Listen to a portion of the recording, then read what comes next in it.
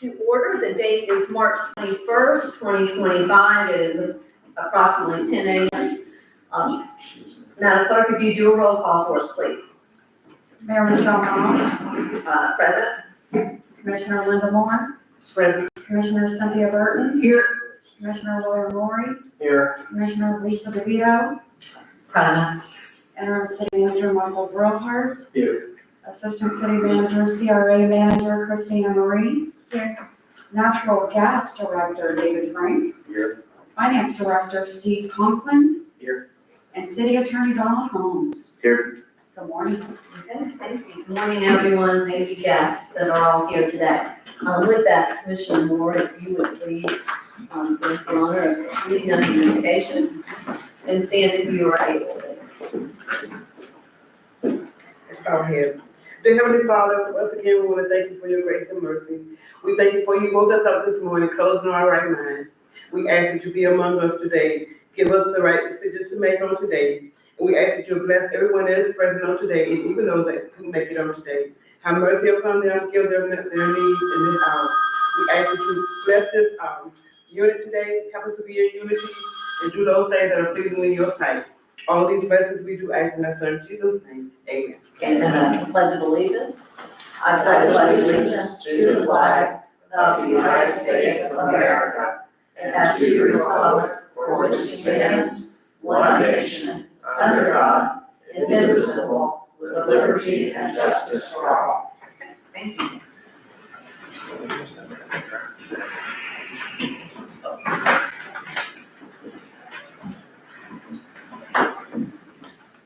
Mayor, I have a request before we get started. Okay, your request? Yes, it's probably come to your attention and I don't know who all got an email. But apparently all of the municipalities are receiving what is called a DOGE letter from the Executive Office of Governor. Yes. Could we review that and what's being done on it before we leave today? Yeah, you said, Michael, you have, provided a copy. Yeah, there should have been a copy in the agenda. Okay. Wasn't shown, okay. No, I don't think so. If we We'll can make get sure a that we copy, send if it we out. can get a copy of that, and so absolutely, we need to have discussion about it, and I had that intention that we were gonna add that to the agenda to have discussion. Okay, So and, let's see if we can at this time, let's go ahead and if I can get a motion to amend the agenda to add that to the discussion. yes, I would move that we amend the agenda to add a discussion of the Executive Office of Governor, DOGE, DOGE letter, and a discussion of our response. I'll second that. I have a proper motion and a second. Commission, do we have any further discussion? Okay, seeing none, all in favor, please say aye. Aye. Opposed, nay. Okay. So revised. Okay, with that, let's go ahead. This is, Mr. Brillhart, this, I guess, will be your last meeting with us. Yes. Your last opportunity for us to see you. That's very, saddening. Again, we, just greatly appreciate all that you have done for the city.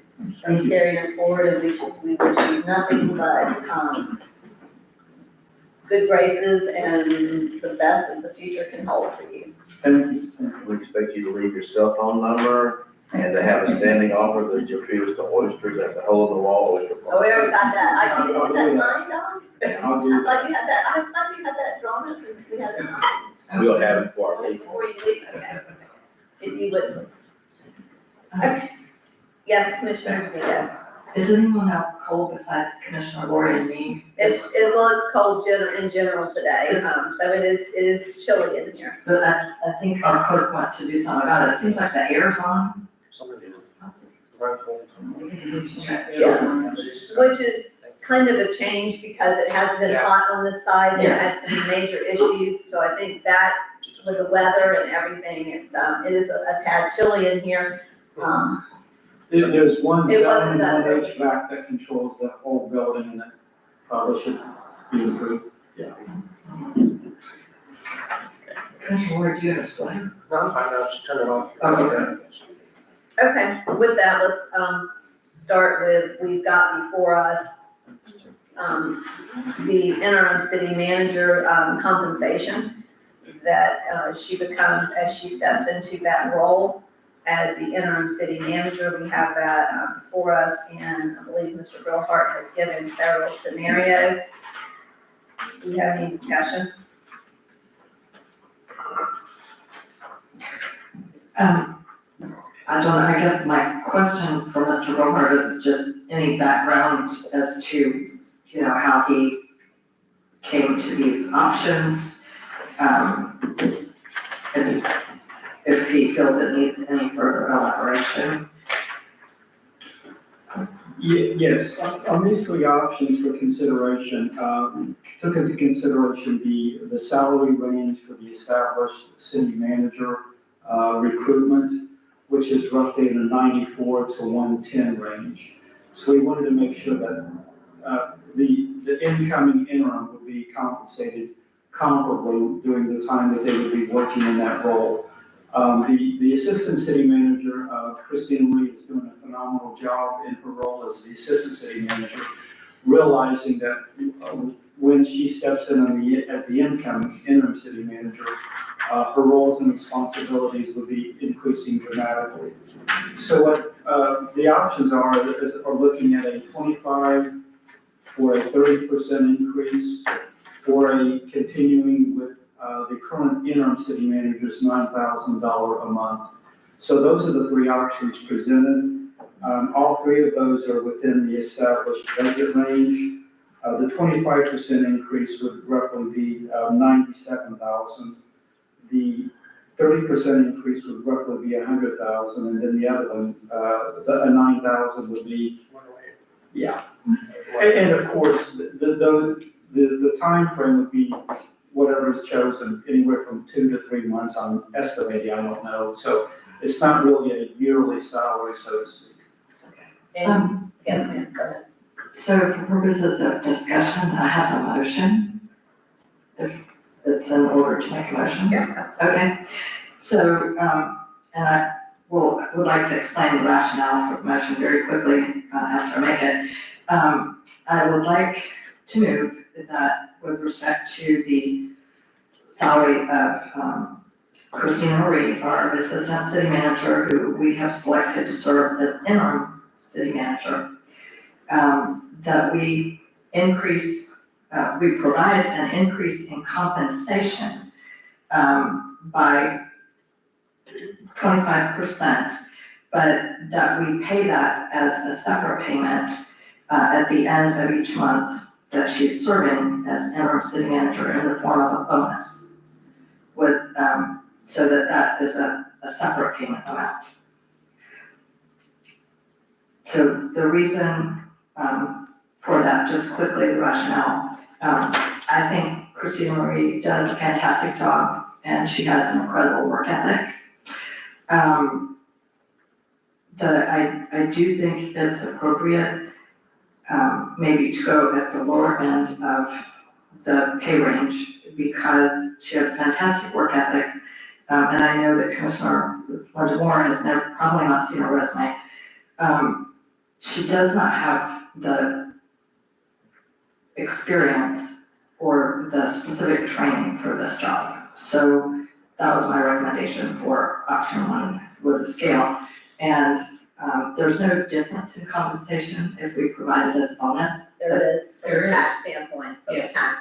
if you receive a bonus, you're taxed at a higher, it throws that bonus into a higher tax bracket. How is that? IRS. Income. Well, it's income, but it's bonus income. I don't see that. It's still income. I'm not, I Well, don't think it's that's- how you look at it, though. So you wouldn't, you're calling it a bonus, so what you would have to be is, you'd have to verse it in a different light, because if you say bonuses, and I know this from experience, because, in my husband's profession, yes. there's bonuses, and those bonuses are always taxed at a higher tax bracket than your regular salary. I don't know, we'd have to get And clarification on I that. asked Sheila about that the other day, and, I believe that she, she had said that because we had talked about that with something else and getting a bonus. And she concurred with that, so we'd have to check on that. So you might wanna just, I don't know if you want to with your motion, maybe not call it a bonus, A but supplemental payment, you could call it something to that effect. a supplemental payment, and the reason for that is just, I think it's less confusing and it's easier to adjust. At such time as we do hire a city manager, I hate to be in the position of reducing a salary.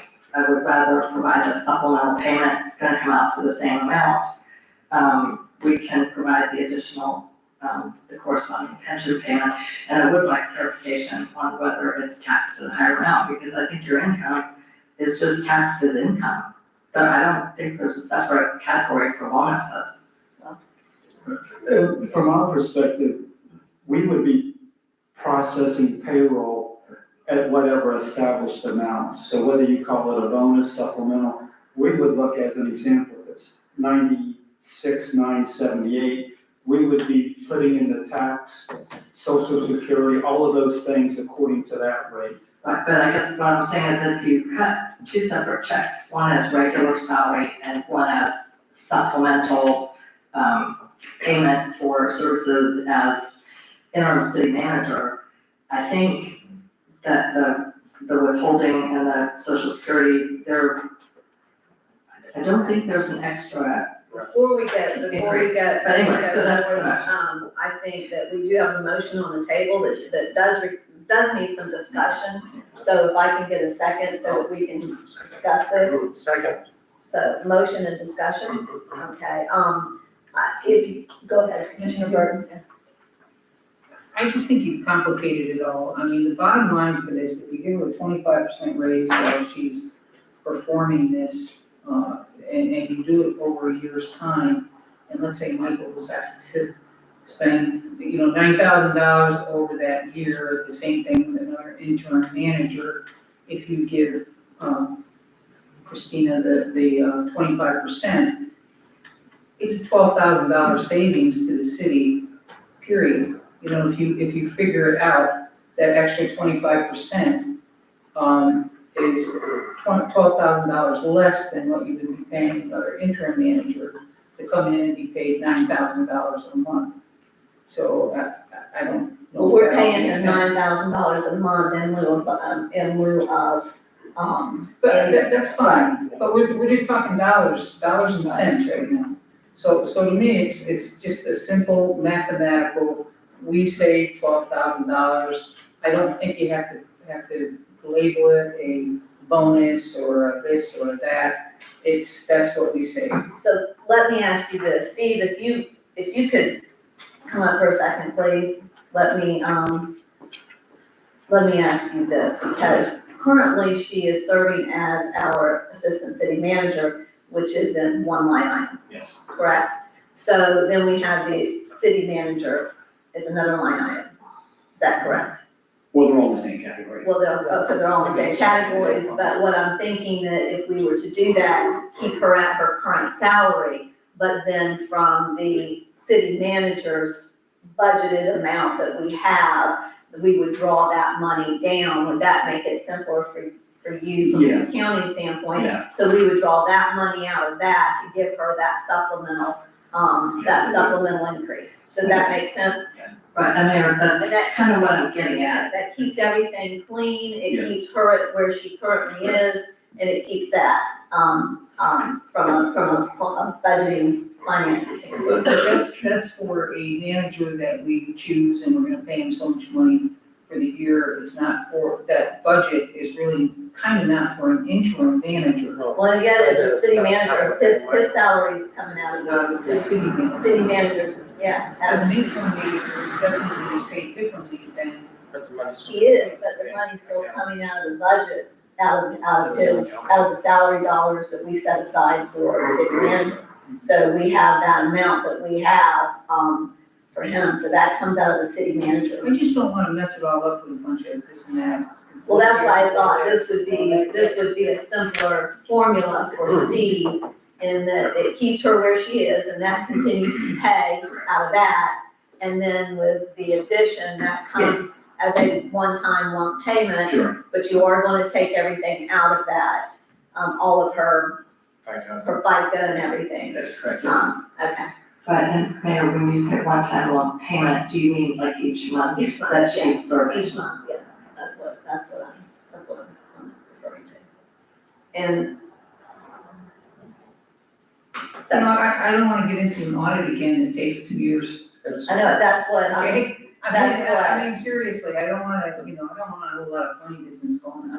well, that shouldn't take 2 years, so Well, Steve, is you're this, not a financial from an expert. auditing standpoint, how would this, It would be easier just to have, just keep it separate as a regular salary and then the lump sum payment. It okay, would just be cleaner, I think. be fine. And, Mayor, I hate to be in a position of lowering someone's salary. That just, Raise it and then lower it. I mean, that's not the most important thing, but it is, Well, so what would happen otherwise is you would take it completely, you would take her assistant city, That would stay the same. that would stay, but not being paid out of it, and it would come out of the city manager if we did it that way, just like we did with Michael Lessie. Yeah, it would be just, it would be the assistant city manager, which she's currently making, and then the additional amount. And it might be to her benefit because she would be taxed, her assistant city manager position would be taxed, that might throw her into a higher tax bracket for that addition, so, I don't know. From a personnel standpoint, it might be, it's still income, but, there's tax brackets, you never know what that's gonna throw her into. So we're gonna get taxed. Spend money. Do we have any further? I think we just need to vote. I don't know, I mean, We gotta work these out. Right. That's part of what we're trying to work out, so. Yeah. Don, do you have, you've been through this, okay? The numbers add up, then I don't think that the mechanism makes that much difference. And then this is gonna be simpler for your finance department to keep track of. It would seem like that's appropriate. We have any other discussion? Not, we currently have a proper motion, and a second. And Melanie, if you would please do a roll. Commissioner DeVito, I, Commissioner Lori, I, Commissioner Moore, Commissioner Burton, Aye. Mayor Myers. Aye. Okay, so we have to, with that, she steps in, so we step in March 31st. You're on stage March 31st, so that would be from Steve, that will allow you to kind of work that out over in your section, as far as when that payment, making sure that it's done. See, the problem too is that they're paid every 2 weeks. So, Sheila will probably, and it might help Sheila too, because we have an issue with our, ACH, isn't that correct? And possibly exceeding the allowed amount that we just raised. So that might help Sheila too. But if you'll work that out, Steve, Excuse me, I'm sorry. if you'll work that out, and if you find there's an issue with it, would you bring it back to us at the, April meeting? Before, when we were just talking, I was thinking that, we were gonna do the $9,000 a month. No, or go with option one. yeah. option one, the 25% increase off of her current salary. So it takes her to $96,978 a year. Okay. So you would do additional back off of what her current salary is. Okay. Yeah, Why couldn't we just do the $9,000 a month? Because it's too much. because that takes her to, $12,000 that takes her to $108,000 a year. Yeah. So, So we chose option one, basically. Yes, you chose option, and we'll sit down with you. but if you did 9,000, if you did, yeah. So just so that I can, do you mind if I ask a No, question? go ahead, absolutely. So earlier, for clarification, you were asked whether or not that would be simpler to make a separate stipend to supplement her current salary and total the new adjustment, which is going to 96,978 a year, right? Yeah, it'd be the current, Yeah, current so, salary, then the additional to bring it up. right. So, but you were thinking that we're talking about a 9,000 a month number? Oh, yeah, I was just looking at I'm sorry, I was just looking at the bottom, I thought it was option 3. So if it's option 1 and we're at 96,978 and you're making the supplement to equal that amount, does that change your earlier answer about it being simpler to go with the separate stipend? Well, it would be just need to go to the separate stipend. It would be still, okay, cool. That would be, so if you do that based on my calculations,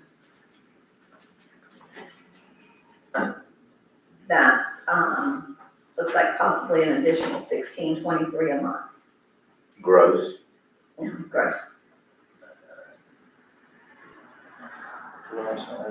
Well, hold on, let's see, if you do, We'll figure it out. Yeah, we'll. well, get it. I wanna make sure that we've got this because, okay, yeah, that's monthly, that would be an additional $16.23. What do you have? Do you have something different? I don't know what our current salary is. Oh. But so. Based on what I believe her current salary is. Yeah. So it would be approximately that. That would come out of the city manager portion. Yes. Okay, thank you. And Mayor, Yes, ma'am. since, she'll be taking over before we meet again, I just would like us to think about assuring our incoming interim city manager that we will all support her in every way we possibly can. Absolutely. Yeah, I'll go out and have a few beers every Friday and you actually need to get those. You always have that one commissioner. You just always have that No one problem. commissioner. No problem, we'll take care of it. You said after seeing you and watching things, that she doesn't think a few beers on that. I will almost guarantee that will not. I will almost guarantee that will not, but Christina she has done a great job. Her city is, definitely, this city is in her heart right now, so we appreciate that, and appreciate you stepping in. With that, I believe, before we go forward, while we're still in this arena, let's, George and Jim we have all of our applicants, it closed yesterday, is that correct? And how many we had? I'm not sure. 17. 17 total, okay. We probably need to talk a little bit about that. They plan to meet on the 25th, and we have, not with us, George and Jim, the senior Senior advisors. advisors. Okay. Yes. Yeah. So they're gonna meet, not with us, they'll meet on the 25th to discuss, to go through all the applications. At one time, it had been that, Mr. Brillhart, was going to be their contact person. But now with Mr. Brillhart leaving, and we had talked about if Christina, and I don't know if Christina is an applicant or not, but if she is an applicant, then that takes her out of, any discussions with George and Jim. So, is that something we need to discuss or deal with? I don't know. Yes, ma'am, Christina is not an option. Okay. She's not an option Correct. An To be option. the contact. to be the contact, so Correct. she's not the contact. Okay. So, do we want to go back to the way we did before, that of course, that I was their contact, and with Sheila, however, I could not speak to any of the applicants, which I did not. We want to do that because we've got to have Yeah. for George and Jim, we've got to have Well, a they contact. can communicate with you. I mean, that worked out fine. When you say they couldn't speak with you, I mean, Couldn't speak is with is the point person allowed to speak to the applicants? No. No.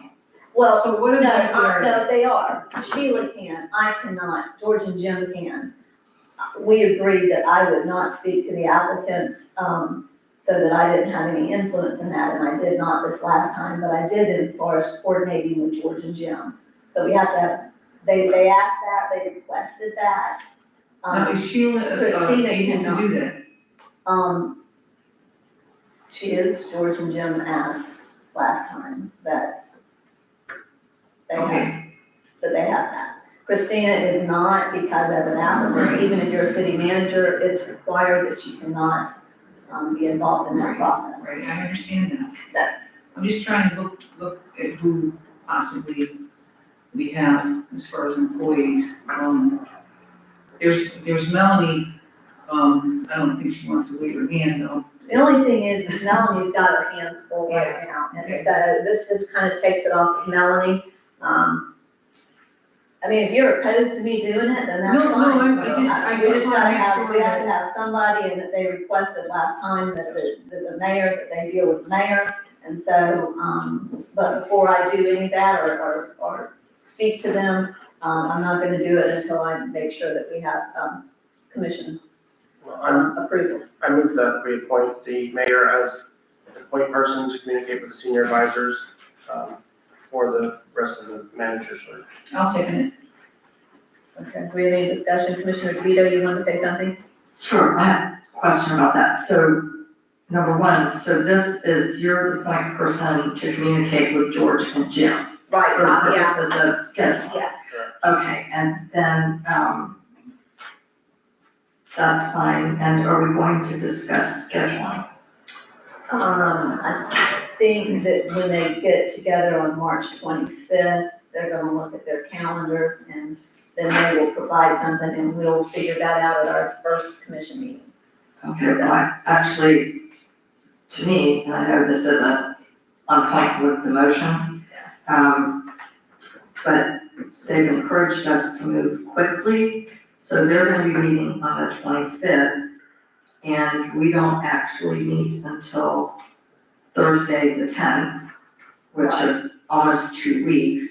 So after we dispose of this motion, could we possibly discuss, options as to meeting times? We can, but we need them, so, and we don't Right. have their, we don't have their Oh, calendar. no. So what we can do, but yeah, let's go ahead and finish out this motion. Melanie, if you would please do a roll call. Can I ask a question Yes, for you there? Sure. So, and you may have already addressed this and made modifications to your process to avoid it, but the last, in the last process, there was communication that resulted in perhaps one of the applicants either getting information or feedback or giving information that the other applicants didn't have the opportunity to give. That's my understanding. I'm not calling anybody out in any way, shape, or form. I'm asking about the process though now. On the 25th, the senior advisors will meet. Are they going to narrow down the field, or are they going to just interview and then give the commission a report, or exactly how are they going to go from 17 to a manageable number for final? They'll come back to us with a recommendation. They'll have their top, usually their top 6 possibly applicants. So as of right now, we've got 17 applications filed. Is it permissible for any of these applicants to be communicating with you? No, And that's Understood. understood. understood by all of the commission? Yeah. Okay, just I'm trying to make No, sure. and if that happened before, because I know I didn't speak to anybody until the day that they came in on that Friday. I didn't have a clue of any of them. Just in dealing with Mr. Flowers, there seemed to be some, I think that was after the fact, Might have after been. after he was already selected. but I know, for instance, in a bid process, once the RFP or RFQ goes out, before selection, you'll have potential bidders who will want to talk to the finance director or the city manager or whatever.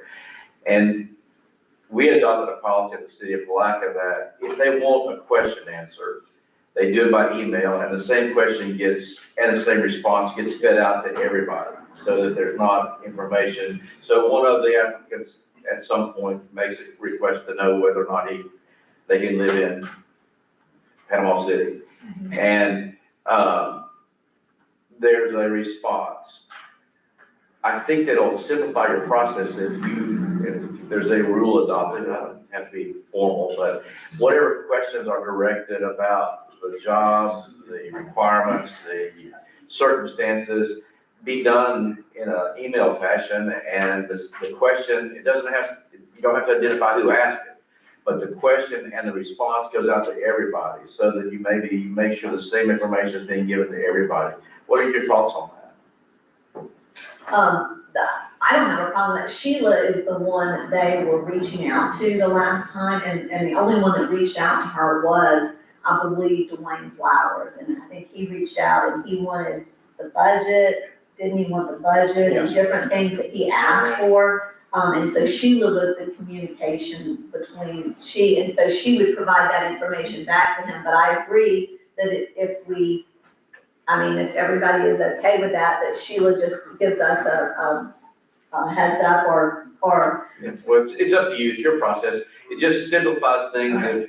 If an applicant asks about the budget, in email form, there's a record, the response is, here's the budget, but that response can easily go back to all 17 applicants, so they all now have that same information. Yeah. Oh, so you're saying it goes out to the applicants and not to us, okay? Right, I was talking about the So applicant. Oh, yeah. And I Yeah, read that the same way, and I was gonna say. I apologize, Ed, I didn't make myself clear, but that way, they all know what the budget is, and if somebody at that early stage doesn't like some answer that's given, fine. You don't get them further involved in the process. right. Now, Jim and George asked, and that they be given the copy of the budget, that they be sent a copy of the budget, our master plan, and there was our charter, so that Sheila sent all of that out to them initially, but if there's Sure. any additional questions that come in, Yeah. she could feed that out too, if everyone reviewed. Yes, Commissioner DeVito? Well, I misunderstood what, city attorney was saying also. And I appreciate him bringing that up because I think it kind of applies to both directions. I don't know if this is like a bid. I don't have any problem with sending information that one applicant asks out to the rest. But I also think it was a problem that all the commissioners did not have the same information about which applicant was asking questions or doing what. We kind of, staff member was sharing it with some, like, oh, by the way, this applicant seems really interested, they asked for whatever, but that would just be given verbally and not all the commission. Yeah, I think your point's well taken. So in And other words, maybe I don't know if it's important to know who is asking those questions. If it is, then fine. I don't think it's appropriate to tell the other applicants who's asking the question. no. Although they could easily find it because it's a public record, but if you're saying that you want to know who's asking the questions, it goes out to all of you. Yeah, That's all about it all. for example, Mayor, if I could, I was thinking, looking back right after we had our interviews and everything, it would be very appropriate if whatever staff member is providing the information, if they just let us know, I've had an inquiry from an applicant, blah, blah, I've sent them this, because, that, if everybody doesn't know the same thing, it seems like the commissioners who are aware, they will have much more positive, or maybe negative, depending on what they're asking. It will change our perception. It's No, our I agree with foundation. that, so she could provide it both ways, so it could go out to, if everyone's okay with that it would go out, and I guess we need to have a motion for that, everybody, that it would go out to all applicants. And it would also be given to us, it could also be given to us. Well, I guess, should that be one motion or two? Well, what would you heart? Yes, Mr. Goldhart. From my background and experience, I feel that when you've got a staff member that's involved in a recruiting process and all the candidates are getting that information, remember that, again, the commission is making the choice. So I don't think the commission should be involved in it. I think there should be a separation between that information. So let's not know that information. That's my personal opinion. Okay, I mean, and I respect that perspective, you've been through this process a lot. And that wasn't how Dawn initially, shared it with us. So, I'm not sure I understand this well, either. Dawn was saying that it needs to go out to the applicants, not to us. We brought it back home to us. Well, I'm not saying the applicant shouldn't get it, but, so this is my question for Mr. Romer. You're saying if a staff member is providing information at applicant request, they shouldn't be telling the commission that they're doing that? No, what I'm saying is, when the information is given based upon the request of the applicant, all of the information is given to all the applicants. Okay, But because the decision hasn't been made yet on the candidate to be hired, I don't believe that the commissioners should receive that information as well, because it could skew the thinking of the news board. So I don't believe that should be done. in other words, we should not know that the applicant is requesting information. That's what you're saying. The information being requested should not be provided to the commission, is what I'm saying. Until such time, until we're at what point? When we're in the interview process or at all? I don't think you should know that information. Okay, To be what, honest with you, because it could skew your thinking on any one candidate. That's correct. Well, and it does. I mean, if you've got one that's asking these questions, you're like, well, maybe they are. okay, but so I just want to clarify, because I'm not sure what you mean by the information. For example, Mr. Smith, he's an applicant, and he says, to, our payroll, personnel, I would like a copy of the city budget. Okay, so you're saying that our payroll personnel should not convey to anybody on the city commission that she has had this request from one of the applicants? That's correct. That applicant and all the applicants will be given that information by the city. But, okay, because what we had in the past, just to clarify, our personnel would mention to a commissioner or mayor, whoever it might be, I was in contact with this applicant and they wanted to know X, Y, Z, and I gave them X, Y, Z information, or would share with us that they seemed very interested in the job. You're saying that communication should not be occurring? That's what again, my personal and professional recommendation is no. So we should not be getting feedback from the staff? So, Okay, this is. let me, No, it's important. let me make this, recommendation that Dawn made a very good point, and I think that we need to follow through with that.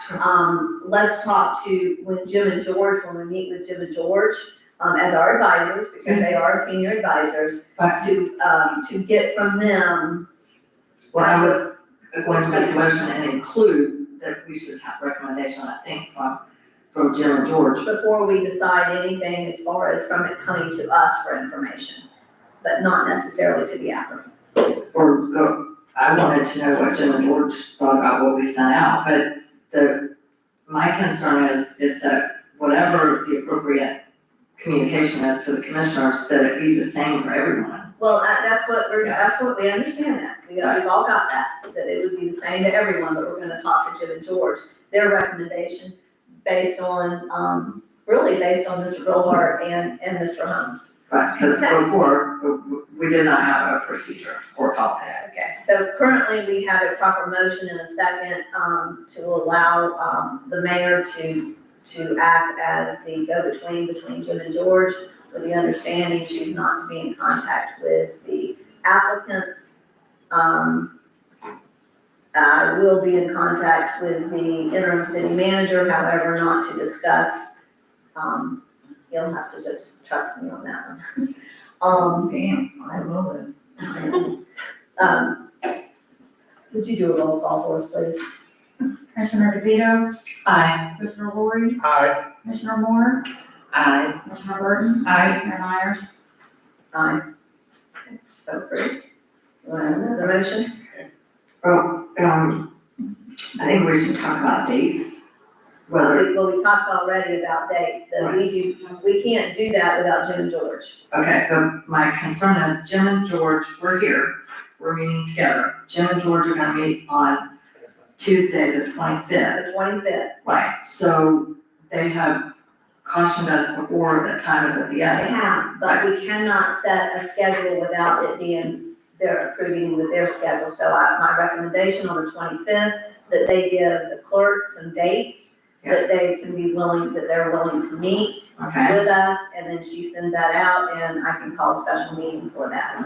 Well, since, I mean, we're here, If we need to, if they feel like they're gonna need to be able to, they can do this prior to us coming together for our regular scheduled meeting. yeah, I am not willing to set a date today without having their calendars in front of us. no, I don't want I to don't think set a that's date. fair to Jim and George. No, but I don't want to set a date, I would not want to be unfair to Jim, George, or any of us. I'm just suggesting that we talk about dates, because unfortunately, the following week, I mean, I know if they wanted to meet the same week, I guess I would have the 27th and 28th available. The following week is the week before Catfish, but I think hiring a city manager is equally as important as Catfish. So my suggestion is that maybe we should provide the clerk with dates that we're all available, so Jim and George can have that information. I mean, I'm just encouraging us, to get this done as quickly as possible, so we don't lose good candidates. Not setting a date, but Okay, just being what prepared. dates work with your calendar? Let's go with what dates work with your calendar currently? Okay, The first week of April, because if it's the second week of April, that's Right. kind of silly for us to meet, since we're gonna be meeting on the 10th.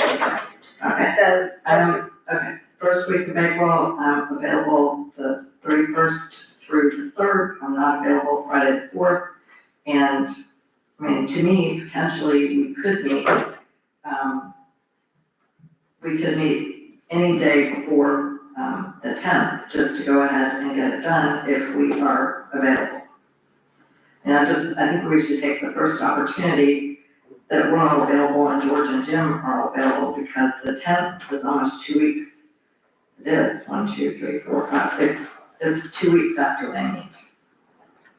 okay, so you're available on the 31st, you're available the 31st, Through the 3rd, okay, And then- through the 3rd, okay. anytime. Anybody else have any calendar conflicts? Just Catfish Festival. I know. Is she available? She's available the 31st, the 1st, the 2nd, and the 3rd, you said?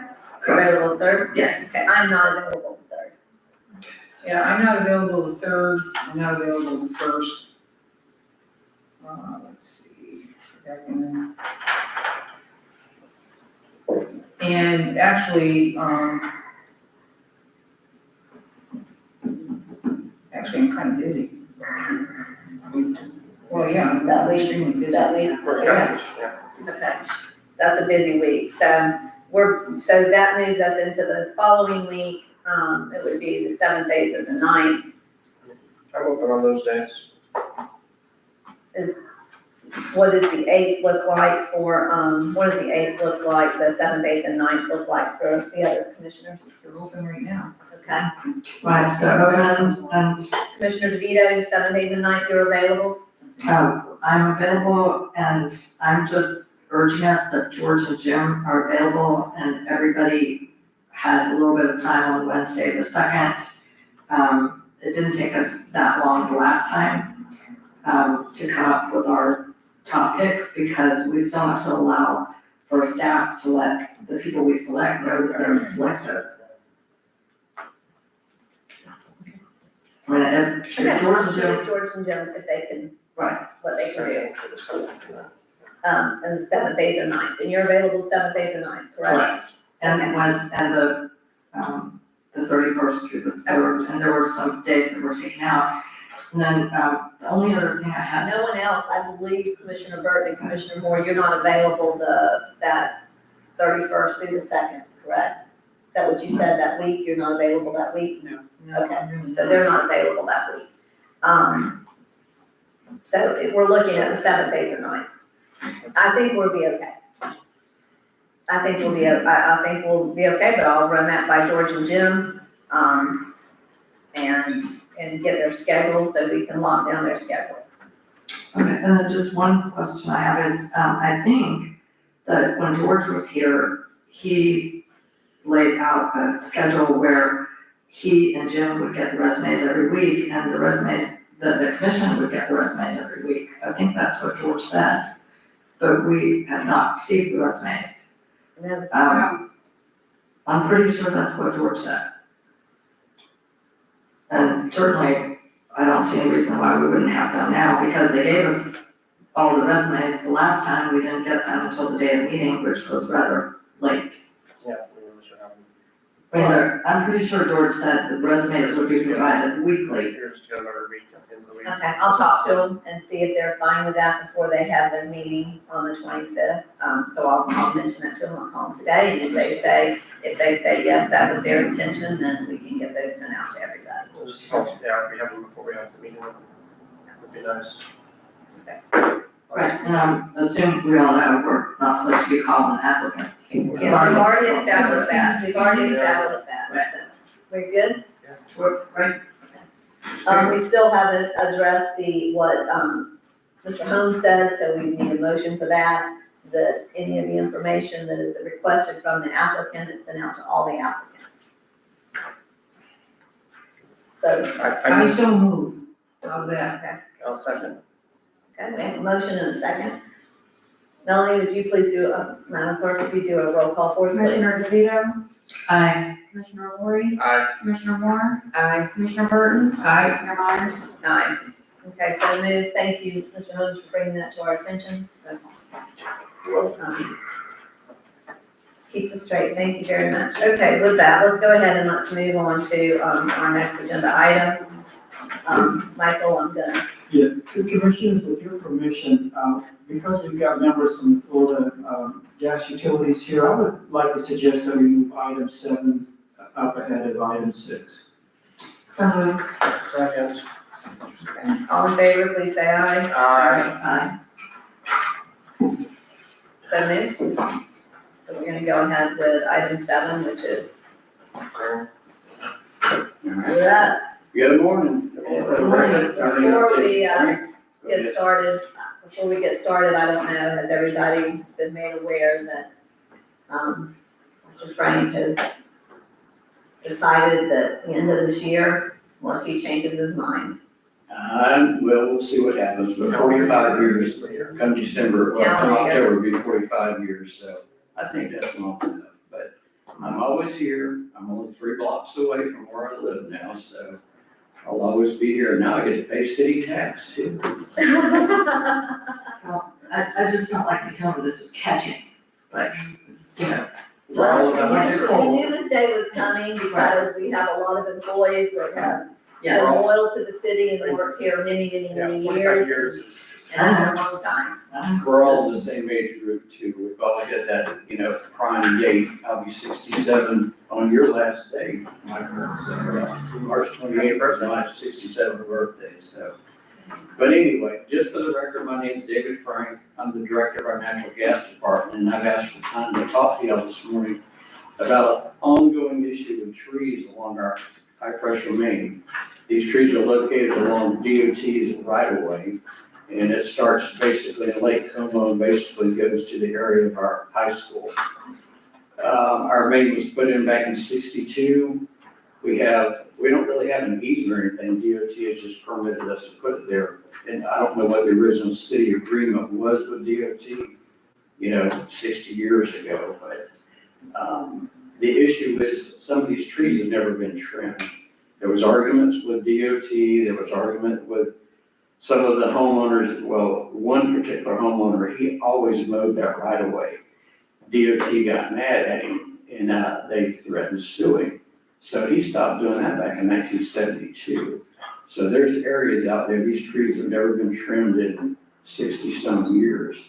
Well, now they're a definite hazard to our high-pressure main. You get these big storms come in, you have a 50-foot pine tree as closest to me to you, that root ball's gonna take the high-pressure main out. Well, we now have almost about 250 generators on our gas system. If we lose a pertinent tree, takes the main out, the main will be down for days. It could be out a week, I don't know, that's too long, I don't even wanna think about it. But this is gonna cause a lawsuit. Somebody's gonna come back and wanna sue us because this hurricane, they can't use their natural gas generator because we're incompetent as far as keeping that right of way clear. Clearing that right away is gonna be money. It's a major cost. We had some cleared about 5 years ago with another little project, and it was about $50,000, $70,000 to the city. Caused major impact. Well, we have a lady here, Katie Hall, she's the manager of Florida Gas Utility. She's my Wonder Woman. She has taken care of me for as many years as she's been there. Every time we have a financial issue or issues with our gas system, because they're in charge of keeping track of our gas bill. We get our monthly gas bill from them. They're our supplier. So, we have major issues, but I always get a hold of her and she straightens things out. Well, I think she's got a great little piece of information she's gonna bring up to y'all and discuss to y'all about the money, the cost, all the legal permits and everything we have to do to jump through the hoops for for DOT, because they have a lot of issues about their trees. You can't touch their trees, but they don't wanna block the highway either, because that would be another issue. We lose the main, the highway's gonna be shut down for who knows how long. Well, that's your major corridor. You've either gotta go 30 miles north or 30 miles south to go east and west if the highway shuts down. So this is an issue, but if I could, I would like to bring Katie Hall up here to talk to y'all. Welcome, Katie. Thank you. Thank you for coming to Crescent City today. Thank you all for having me. Again, I'm Katie Hall, General Manager and CEO of Florida Gas Utility. As Dave said, they've been a member since 2009, so we have quite a long-standing relationship with the city. And we do quite a bit, just a quick recap for those that aren't familiar with us. We provide your gas supply and your capacity management, along with a wide range of other services. So we do rate studies, sales and marketing, public awareness, project management, regulatory, legislative, you name it, we're involved. So we are very intimately knowledgeable with the city and a lot of the projects you have going on related to your gas system. We are a nonprofit municipal joint action agency. So one of the things I want to talk about is going to solve hopefully this money problem for this project, because we are a nonprofit. So the long and short of it is, yes, you have a safety issue here. He set it up perfectly. It's not a matter of if, it's a matter of when one of those trees is going to blow down from the storms that we're receiving. And just like you said, you have lots of generator load, and it's a high pressure main. If you have damage to that, you're going to have a gas leak that is going to be blowing. It is not a little leak, it is going to be loud and very disruptive. They will likely shut down a road. A lot of times if that is involved with a hurricane, you are not going to be the only ones impacted. So just like he said, you're going to have limited resources of who can get around to fix it. Hopefully it will be a priority at that point, but it just depends how bad the other damage is. So I think this is a very prudent decision to address it. And I know that money is usually the main driver. So I think I have a good solution for you guys. So the long short of it, because we're a nonprofit, we do eventually make money. But every time we make money, it has to go back to our members. And so 2 years ago, our board of directors made a decision that instead of returning it as we received it, we basically kept it in something we call our accumulated net revenues. And then at the end of the year, we return that back to our members, kind of like a dividend. We just can't call it a dividend because we're not profit, but that's how it works.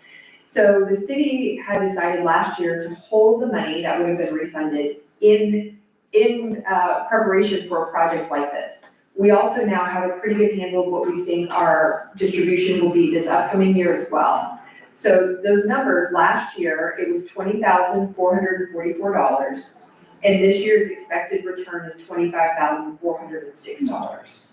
That's a total of $45,850 that is sitting there, that is the city's money, that is sitting there in our account to pay to the city. This project is estimated, right now we have a firm quote on construction, or not construction, but the physical clearing of these trees. And we have a firm quote for you have to do a tree survey through DOT. You have to identify the trees that are in the right of way that we would be taking down. And then they typically make you do a tree mitigation. So for instance, if you cut down a live oak, they have a value of what that live oak is and you have to pay them. Now, I will tell you, we ran into this the last phase that Mr. Frank referred to. Don't let you scare this, but they originally said, DOT said it was about $32,000 worth of trees that we were having to pay for. And when we got talking to them and explained the situation, this right of way is also very large. It's about 100 feet, where typically your right of way is much smaller than that. So we're only talking about 15 foot wide, on the backside of the right of way, so there's still a nice big tree buffer. When we explained to them the situation, the safety, everything going on, they got it down to $2,500. So we don't believe this tree mitigation will be a huge impact, but we won't know until we have the tree survey. The tree survey is $3,500. The expected clearing itself is $50,900. If we estimate, the only part that's really an estimate at this point is that tree mitigation, let's just say 5,000 for talking points, that puts our total at $59,400. If we take away the A&R refund of $45,850, that leaves us with just over $13,000, or about $13,550 remaining. If that's something the city has, we can let you guys pay for that. If not, FGU is willing to have a line of credit that you can pull from, and we are happy to pay the difference with some interest. So there will be a little bit of interest on there. So that's something that you guys can decide if you would like for us to cover that, or if that's something that the city thinks that they can cover the remaining amount. Okay, that sounds pretty good. Mayor, I have some questions. Yes. Hi, thank you so much for being here and for everything that Florida Gas Utility does for us. So I'm not really clear on where the danger comes from, just so I understand. You're saying the gas line is in the DOT right of way. Yes. Okay, then there are trees in the DOT right of way, and Mr. Frank is saying they have not been trimmed. So, are we talking about, you said it's actually, there's a 15-foot wide area that we want to address. Yes. So is this, the high pressure mains, are they above the ground? No. They're below the ground? They're about 3 feet underground. They're 3 feet underground, okay. So are we talking about if a fallen tree, the tree roots would That's disturb correct, yes. the gas? Okay, so it's the tree roots. Yeah, they wrap around the gas line, or like Mr. Frank was saying, even just, I mean, you've seen it, when the root ball comes up, it just pulls a huge swath of the earth with it. So whether it's around the pipe or just adjacent to, there's oftentimes, that's the number one way that we have damage to gas lines is uprooted trees. Okay, and so this goes from, I wasn't really clear of the maps in our folder, but I couldn't tell where they all Yes. are. So is this, and maybe Mr. Frank has to answer this, is this north of Union Road, or does it extend south of Union Road? You know where the Booth Lodge is on Highway 17? Union Avenue, yes, Okay, this is gonna be just south of that, across where they just built that new little tire shop. right, Section 1 will go from there to, I call it Teddy Sealer's North Hayfield. It's his entrance, but it's wait, is Teddy's Taylor north or south of Moose Lodge? Teddy is south. He owns all the way south, almost to Union. Between him and Jimmy Barnes, they own all that property. And if you look at the one here at tree clearing, it explains that section 1, section 2, and section 3, exactly where those are.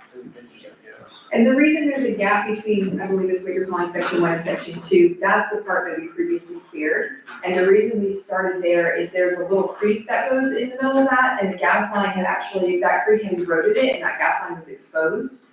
And then that was in danger of debris hitting up against it and causing damage. So we cleared the trees over that, and then we lowered that gas line, which is why that cost was a little bit higher, because it was actually gas line work with it. We don't need to do any actual gas line work on this section, we're just gonna clear the trees above it. So, when you say clearing, we're gonna cut down all the trees completely? We cut them down and we mulch the root balls, or we mulch it, the root down, I should say, not the ball, but to the ground level, and we mulch all of that, so it's actually a nice mulch path on top, which also keeps some of the growth down a little bit, or just gives you a little bit more time. But yeah, it's really nice, the biggest part after that is trying to keep the 4-wheelers off of it. Yeah. Okay, so, I see section 1, section 2, and section 3, so it's going, that was my question, the picture of what looks like a football field, that's the high school football field. That's section. So are we talking about, from Union Avenue south in front of the high school, there is a beautiful iconic stand of oak trees. Are you talking about those oak trees? No, we're just starting right there with the football field itself. So my question is, because We're we're cutting down fast, pine trees, only pine trees. only pine trees, okay, It's pine trees and scrub oak and just kind of, Not white. yeah, no white oaks. Okay, Well- so, We don't think there's any live oaks there, that's what we have to. There's only one pristine tree in the whole thing, and that's at Teddy Sealer's barn. That might cost us some money, but all the rest are scrub oaks and pines. you mean you're talking about cost money in terms of getting DOT? Correct. DOT mitigation. Right, and the other thing is, if they're really tall pine trees, They are. okay, there may be eagle's nests affected in those pine trees. That will all be looked into. Okay, so that will be in the tree survey, Correct. and will that survey come back to the commission so that we can see it? It can. I don't know that do we need it to come back to the commission? Yeah, I don't necessarily think it does, but I mean, it can be provided to us for information, but it is what it is. I mean, I don't know that we have an option. I don't know that we have an option that these trees are concerned. Right, well, I if think we there's, can really pick and choose which trees we want to take out, because you're telling us that all of the ones you've identified, that area you've identified can create the danger that, you know.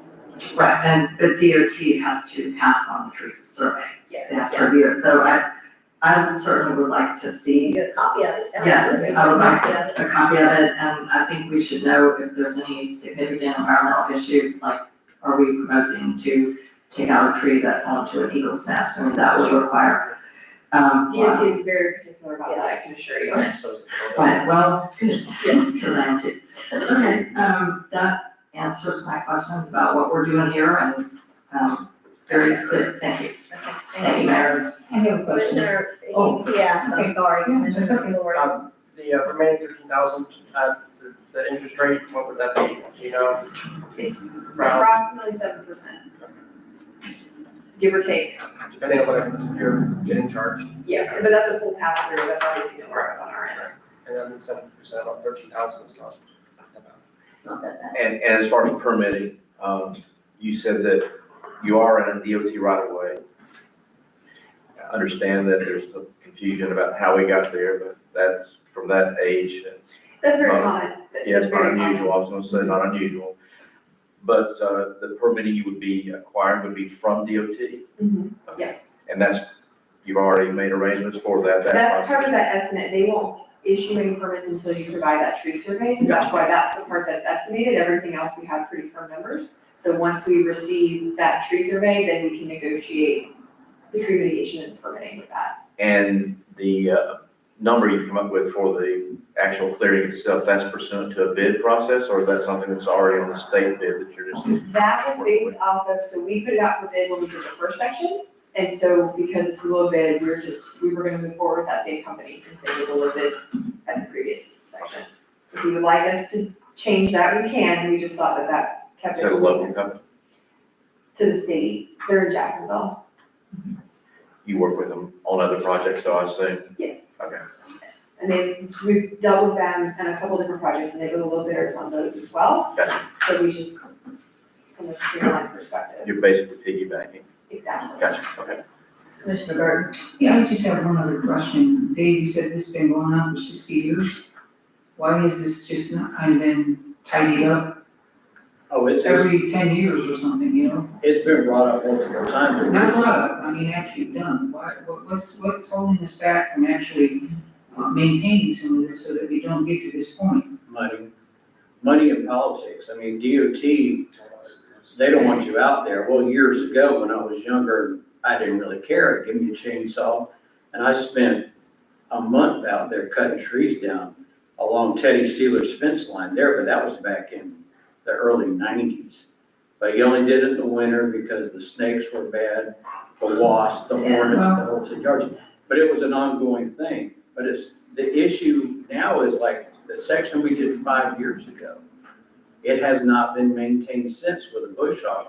You have to run a bush hog through there about once a year to keep the sprouts down, because the section we did Well, and before. that's what I'm asking, Dave. Okay, why don't we have this on some type of schedule where you're going out there with a bush hog, you know, I'm not gonna say once a year, maybe it's once every 2 years or whatever you need to do.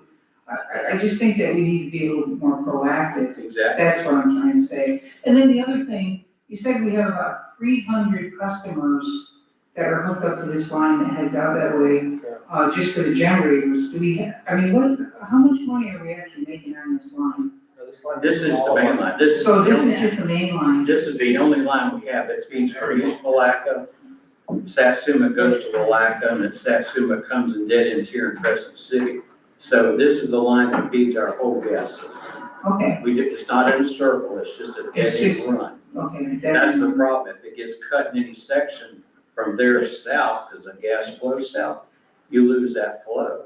Okay. And once you lose your back pressure, then air comes into the pipe, and that's a big Yeah, heavy end. yeah. So following up on that, do you have to have permits to do the periodic maintenance? Do you have to have any kind of Not to ongoing be able to permit live with that DOT way. to do the periodic maintenance? Now, you said that DOT doesn't want you on it. That's what prompted my question. If you wanted to do what Commissioner Burton suggested, which was put this on a maintenance schedule for bush hogging, do you have to have any kind of continuing permit with DOT for that? No? Not that I'm aware of, provided you do it currently, because if you get large growth again, you're kind of going back to square one again. Well, I'm hoping once we cut all this large growth down, that we have a schedule after that to maintain this strip. I mean, if that strip is so important, It is, that's we the we whole need to put thing. it on a schedule so it doesn't get wild like this, And hopefully the snakes will stay out and all kinds of things will happen, but that's all I wanted to say. Because part of the issue was, we don't have a line budget in there for maintenance, bush hog. Either we hire a contractor to do that, or we get the city's bush hog to do that.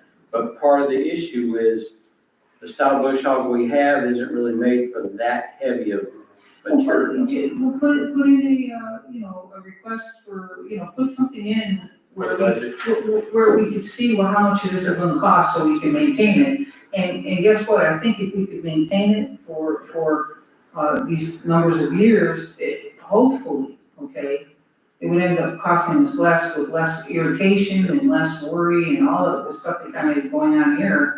If we just get the line item on it, it's gonna cost this much money every year or every 2 years to maintain this, all and up and down. I mean, this is one little section, I'm sure there's other sections. Now, this is the only section. We have 28 miles of high pressure main. These are the only section, the section we did 5 years ago.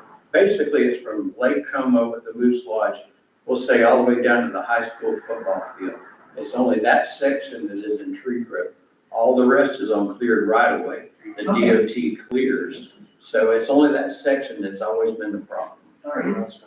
So I think what we're looking at is that once we do this, as we go forward, it's important that that's constantly maintained. Commissioners, Yes, I think if Florida Gas Utility needs to know if the city agrees to accepting the credit from last year and this year, and then whether or not to We put out the lane. We're getting there. we're getting there. Actually, that was my next thing, to talk about a motion to agree, okay, to, geez, what the heck did you say? You said it so nicely, So you want to offer, you're gonna make a motion? Yeah, because we want to agree to accept the mitigation and all that from, and I'm trying to look for. So basically what you're looking for is that Florida Gas would be providing that, what fund did you call that? Yeah. We call it our A&R, which is our accumulated land revenue. Okay, yeah, from that has been there in preparation for our issue, and to use it for this. Mayor, I have a question. So who is overseeing this work? It sounds as if you've gotten bids, and so you would be handling the bids and for the tree clearing? I'm happy to do that. We've done that for a lot of the other projects. It's just through a directive. So what you guys already have in place is called a gas services agreement that covers all of the services we provide you. So all we need is then it's a one-letter directive, usually signed by the city manager, that just says, please perform this service, in this case would be project management, for this project in particular on our behalf. And then we go forward and can work with Dave Frank and the city or whoever wants to be a part of it and make sure that this is completed, and we'll let you know when it's all finished. Okay, Mayor, I'd make a stab at a motion. Do you, well, Commissioner Yeah, Burton? go ahead. Make that Do you want to, go ahead. I'm gonna make a stab. Somebody please make a motion. Sure. Because mine would So- definitely be stabbing. Okay, so I move that we allow, Florida Gas Services under our gas services agreement to manage and perform the, tree clearing project that is before us. And as well, using to, pay for that work, the approximately $20,000 from the fiscal year 24 accumulated net revenues and whatever is available from the fiscal year 25. Got Net revenues. 45,850, so you've got 25,406. Right, those revenues, and with, the payment of the additional costs being decided at a later time, depending on the figures. Okay. That's the motion. Second. We have a motion and a second. So you're saying this 13,550, that we would at a later time determine how we want to fund that? I think that makes sense. We Because don't we know, can get you the final number on the tree mitigation, if you approve today that we can move forward with the tree survey, then we can have that final number for you, and get that remaining number a little firmer. so basically we'll have to figure out how to pay for the balance. When do we have to have final approval, everything's set to go, full speed ahead, in order to get this done before hurricane season? The tree survey company told us that they could, as soon as we tell them go, it would take them about 3 weeks to complete this, to get the work out, or get the work performed, and then hopefully turn around the tree survey itself. We'll submit that to DOT right after that. Yeah, who knows? Then we're a little bit at their mercy. They're usually pretty good about getting back to us within 30 days. So we're gonna kind of be pushing that hurricane season start, but the contractor for the clearing, as soon as we tell them we're good to go, that will only take them maybe a week to do that work. So they'll get through that pretty quick. And our hurricane season the last few years has really been later than earlier, thankfully. I said that now. Yeah, don't say that. Yeah, give me some wood, to knock on. She says thankfully. Okay, do we have any further discussion regarding this motion? Okay, Madam Clerk, if you do a roll call for us, please. Commissioner Burton, Aye. Commissioner Moore, Aye. Commissioner Lori, Aye. Commissioner DeVito, Aye. Mayor Myers. Aye. Okay, so approved. Katie, thank you. I do, while you're here, if you've got just a moment, and maybe this is something you can come back to us on. Of course, as you know, if Mr. Frank does retire. If he does, I said if he does retire, and given the state of our gas company here, and given the state of Florida, and how they're looking at our enterprises, do you have any thoughts on that as far as we move forward? There's several ideas. Okay. We have thrown some of those out in the past, just as things to think about, but happy to have a. I think we need to, I think we're at a point that we really need to probably, we, the commission, need to know, kind of what our options are. Sure, so if you like, we can kind of put together some ideas and bring it to you for discussion, and you can steer us, or if we like these, or we don't like these, and kind of narrow it down, because there's a lot of ways to maybe go about this. Okay. And then you can kind of steer the direction, and we can try to help facilitate that. Thank you. Thank you. Thank you so much for having me. Commissioner DeVito, did you have a question? No, I just had a comment and a request of you. One, I think Commissioner Burt has an excellent point that if the gas department needs to have a line item to do clearing on a regular basis, that please, put that in the budget proposal for the budget we're gonna pass. And then also, could we have a 5-minute break before we complete the agenda? I guess. Okay, I'm gonna recess us for 5 minutes. Commissioner Burton, did you No, I was gonna say, we do have a budget gentleman here that probably want to address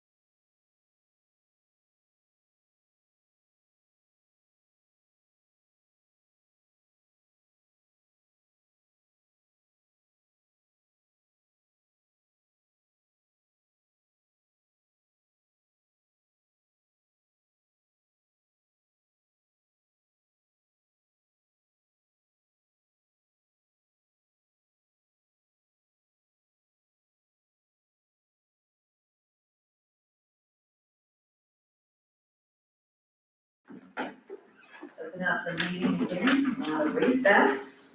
We're gonna move on to Mr. Goldhart. I'm gonna turn it over to you. Yes, thank you. The city commission previously approved ordinance 2025-07, which was a budget amendment to the current fiscal year budget, which included a carry forward of dollars into this current budget. That carry forward amount was in the amount of $318,465, of which $145,455 had been approved specifically for personnel compensation and building improvements, which left the remainder of $173,010 of dollars available for use for different activities. We suggested that we would provide some recommended usage of those dollars, and in your package is a memorandum that identifies at least five particular, 5 different areas, or 6 areas, in which we could be using those funds. Everything ranging from purchase of vehicle in the amount of $34,000, down to item F, which was a computer network firewall upgrade in the amount of $8,500. So we wanted to at least discuss these items as recommendations that we would like to suggest the usage of those $143,010. Okay. You want to go into talking a little bit about, I know that we've got, you want to start from the bottom and work your way up? Yeah, let's go ahead and start at the bottom and we'll work our way up.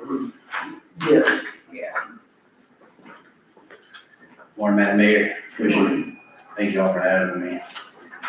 Yes, one of those items is for a new firewall for the city. Can you identify who you are? I'm Brent McFadden, apologies, with Inspire Technologies. We do your IT work for the city. So I would like to start this morning with a slight disclaimer that when it does come to public discussions of sensitive information such as city cybersecurity posture and things of that nature, we typically govern ourselves to only very vague and general answers. But I can provide direct information one-on-one as needed if you'd like further information.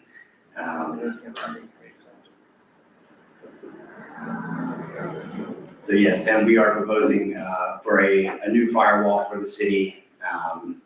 The current city's firewall is end of life this year, and it will also resolve a number of the issues that have kind of cropped up with the current existing firewall. I'm happy to field any questions. Commissioner Lauren, you have some questions? The manufacturer of the firewall? So I can give you that information one-on-one, yes, sir. Okay. But it is going to be up to current standards for NIST, Yes, sir. CSR? 100%. It's kind of our templated offering. We use it in a lot of law enforcement capacities as well because of the high level standard that it maintains. Now, in addition to that, there's some other requirements that we need to be following in order to be in line with the Florida statute that went into effect January 1st. I believe I've sent information to Mark a few times about it and have not heard anything back. I just finished the training course from FIU last night, actually, and I really would like to sit down and talk to you guys about that because we are not following and not up to standards for cybersecurity that's currently in place.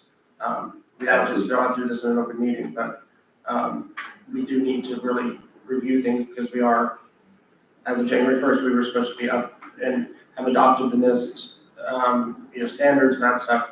So if, I'm sure you're familiar with that, working with other cities, I would like to kind of get on the ball with that. Yes, sir, absolutely. Happy to sit down and discuss. Okay. Well, I think that's something that, from a one-on-one discussion, you're gonna have to have it with each and with all 5 of us. Is there any of that information that you can share, with us openly? So I would have to have kind of the specific statute in front of me more or less, Okay. but there are a lot of things that this next generation firewall does, the previous one did not, and obviously these statutes change pretty regularly, so it's best for us to try to stay on the bleeding edge of that, and get you as many years down the road as we can. I guess if we're not in compliance, so Commissioner Moore, you're saying we're not in compliance currently? Well, there's certain parts of the cybersecurity information structure that we're supposed to have in place. How long did it give us? Because normally it's not like immediately. How long did it give us at that time period to get into Yeah, compliance? January 1st. January 1st, was it? yeah. So, But that's, some of that is on us, that we have to adopt, a but resolution and it's some other stuff. also, but also we rely on Right. you as our IT people to make sure that we are in compliance. Correct, and from my understanding, it would depend on what statute. I know that, a lot of the statutes that we face, with other cities, we have become compliant here, so I would just be kind of curious on, Do you have that? if, I emailed it to Mark, I can email it to him. And off the top of my head, it's on this League of Cities website. Actually, Mayor, Commissioner DeVito? if I could, and I have a couple of questions for this gentleman, but whatever statute it is, I know we've received emails about it, whatever you send to Mark, can you have the clerk share that with us, just so we're all on the same page? And then, I'm sorry, remind me of your name. my name's Brent McFadden. Yes, okay, may I ask Brent a couple questions? Yes. Okay, and maybe this is for Mr. Brokart too, or for our finance director. So, do you know when is the last time we upgraded our firewall, Brent? That would have been 2021, I believe. It was, Okay. yes, ma'am. Yeah, it was right after we came in. I believe Right. it was Well, about a year I know ago. we did it then. Yeah. Okay, and That's It before was that, when we didn't, we came on we board. didn't, I don't even know if we had one prior to that. Well, it was a whole different situation. We did not have a consulting firm. So just for purposes of our budgeting, is there a schedule that we should be following for upgrading of the firewalls? Or does it just depend on changes in technologies and threats? That is kind of a moving target. Fortunately, with the new offering, this company's been very forward on when their end of life tends to be, and they give you a solid 5 years, once they announce that to kind of resolve that issue. So, we've had a lot of great success with this current offering and it being the next generation. That's kind of what you hope for, is you get as far down the road as you possibly can until new standards are required via statute. Okay, and that was my next question, is we would be authorizing you to purchase this for us from the vendor that you think is most qualified. Correct, it's actually the only vendor we can acquire these from. The way that the cybersecurity landscape has somewhat expanded over the last few years, these vendors are very, they scrutinize very heavily who they provide these firewalls to. So there's a large process that we have to go through to acquire them, because they're such a secure, they're basically your front gate of security.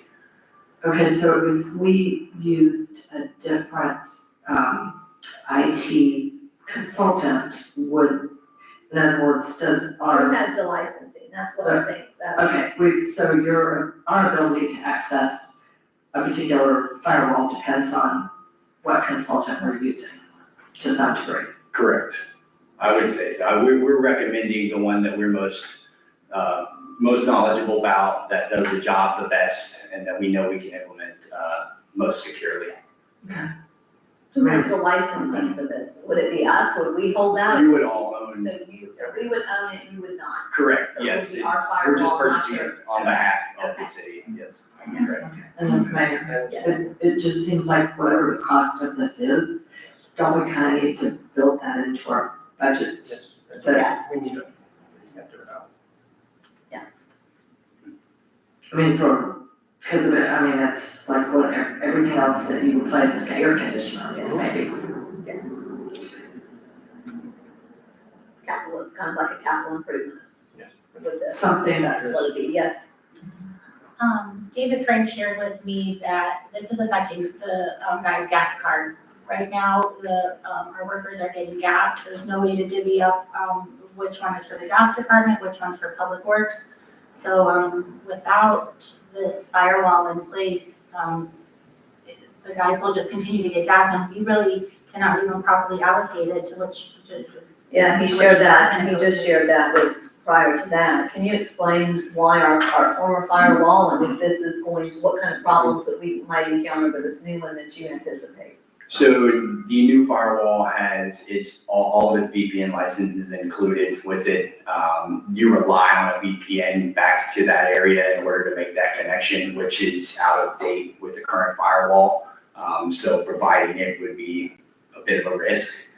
So that's why we're recommending and have been recommending to move to a new next generation firewall so that we can reestablish that connection and also reestablish all remote work connections as well as needed. You understand you're almost, well, we consider you, because we have that contractual agreement with you, that you have to keep us up to speed on this, and as we have these issues, that we're made aware of them so that we don't have to encounter that and our employees don't have to go through what they have to go through because we have an out-of-date firewall or it needs some additional information.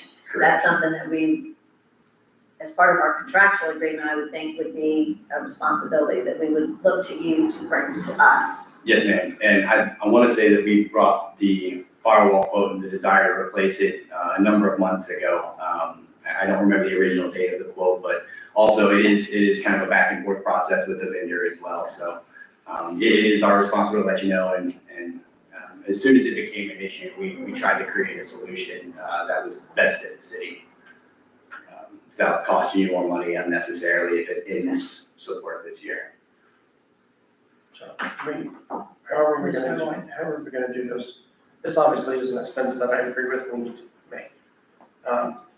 Do I need to make a motion regarding that?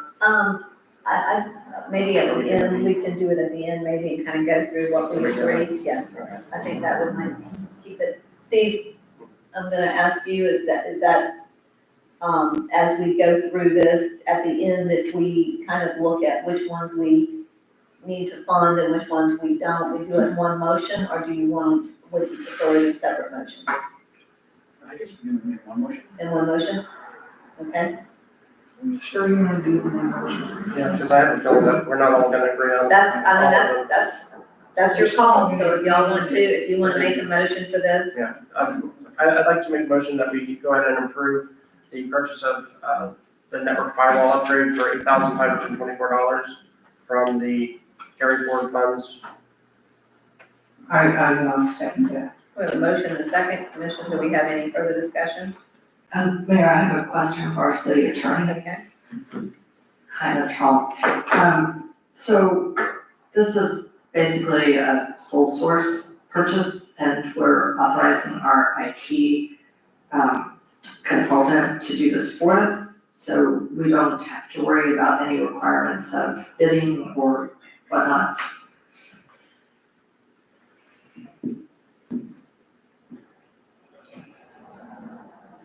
Your IT firm, did you select them based upon RFQ?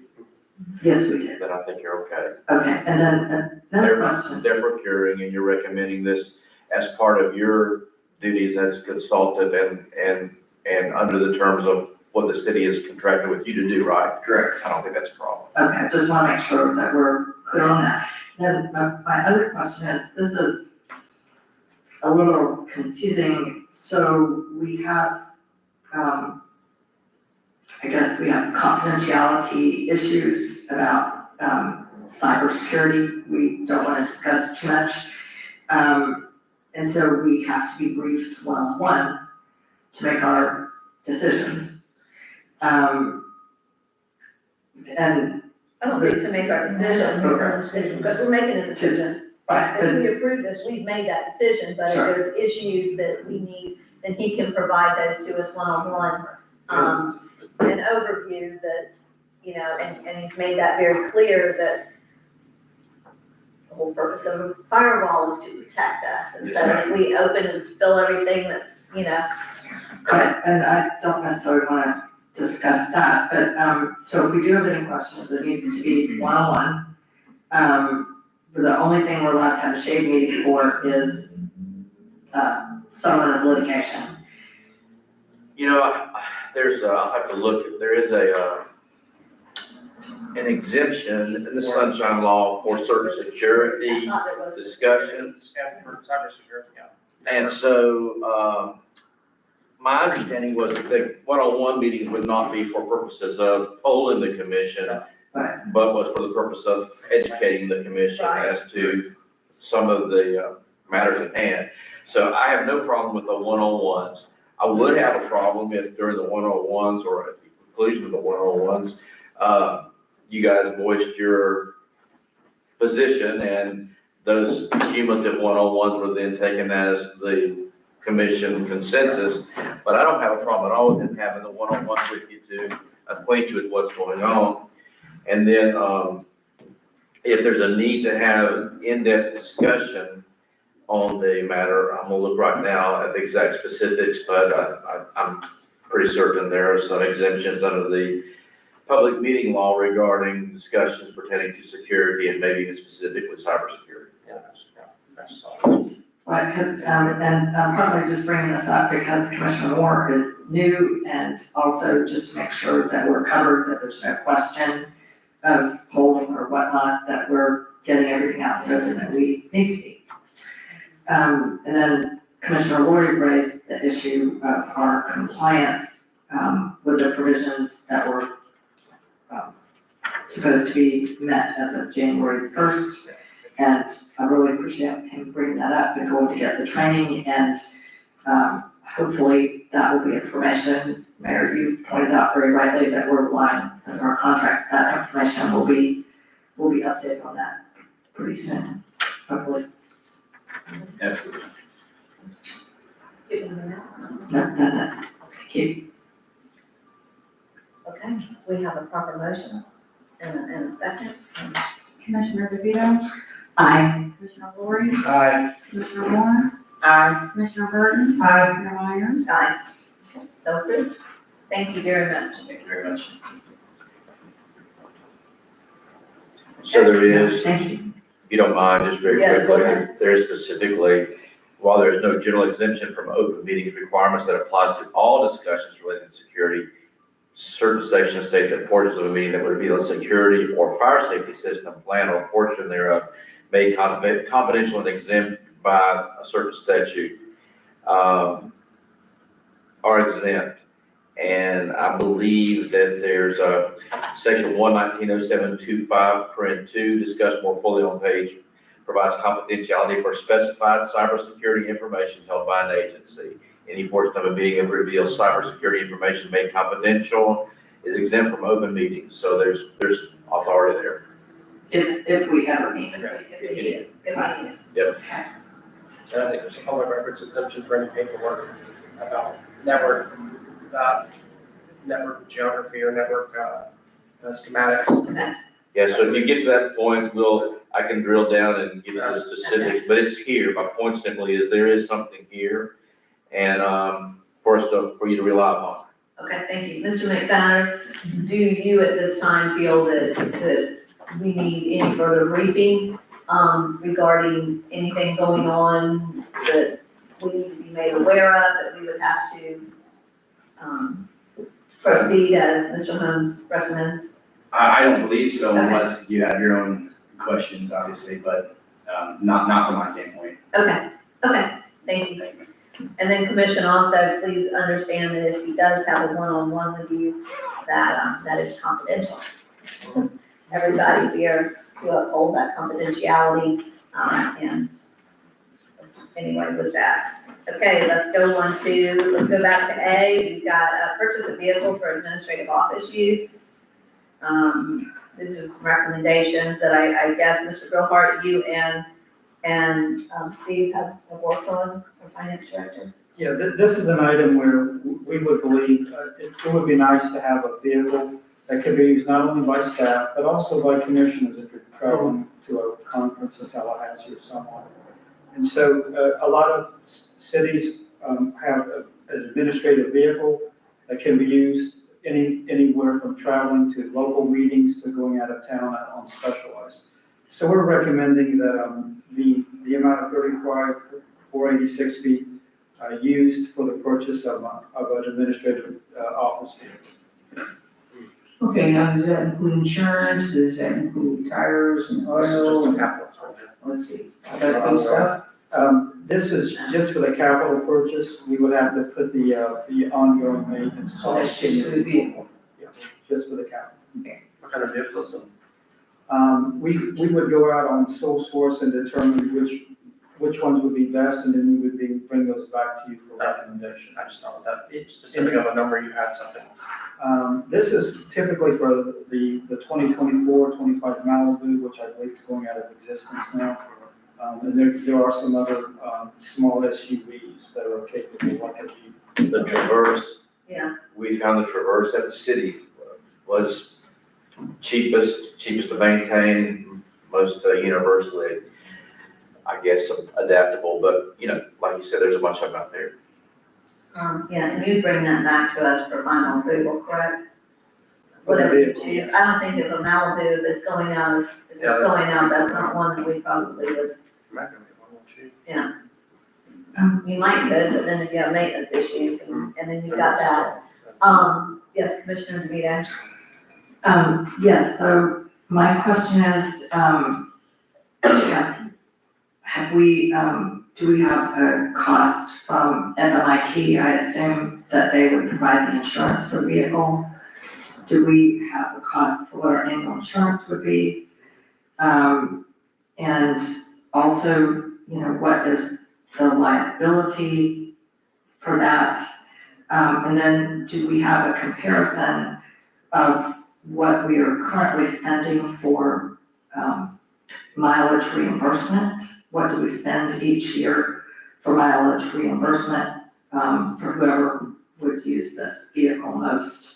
I don't know who else put in, I don't know who else puts any in, I don't request. and the city manager gets a Carl, car allowance, so I don't know that we have a reimbursement, do we? I mean, we're all taking the burners off. If you're using a city-owned vehicle, you wouldn't get that mileage reimbursement. The current is, I think, 54 cents a mile based upon the IRS.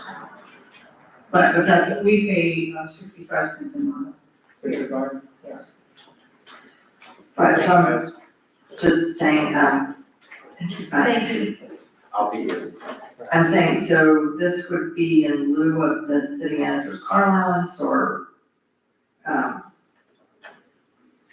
No, he didn't say that. He Right. said this would be for general use for staff and for city manager or the assistant city manager.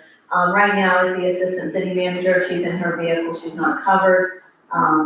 If she's doing something, is that correct? That's been my understanding from Sheila, is that that's an issue.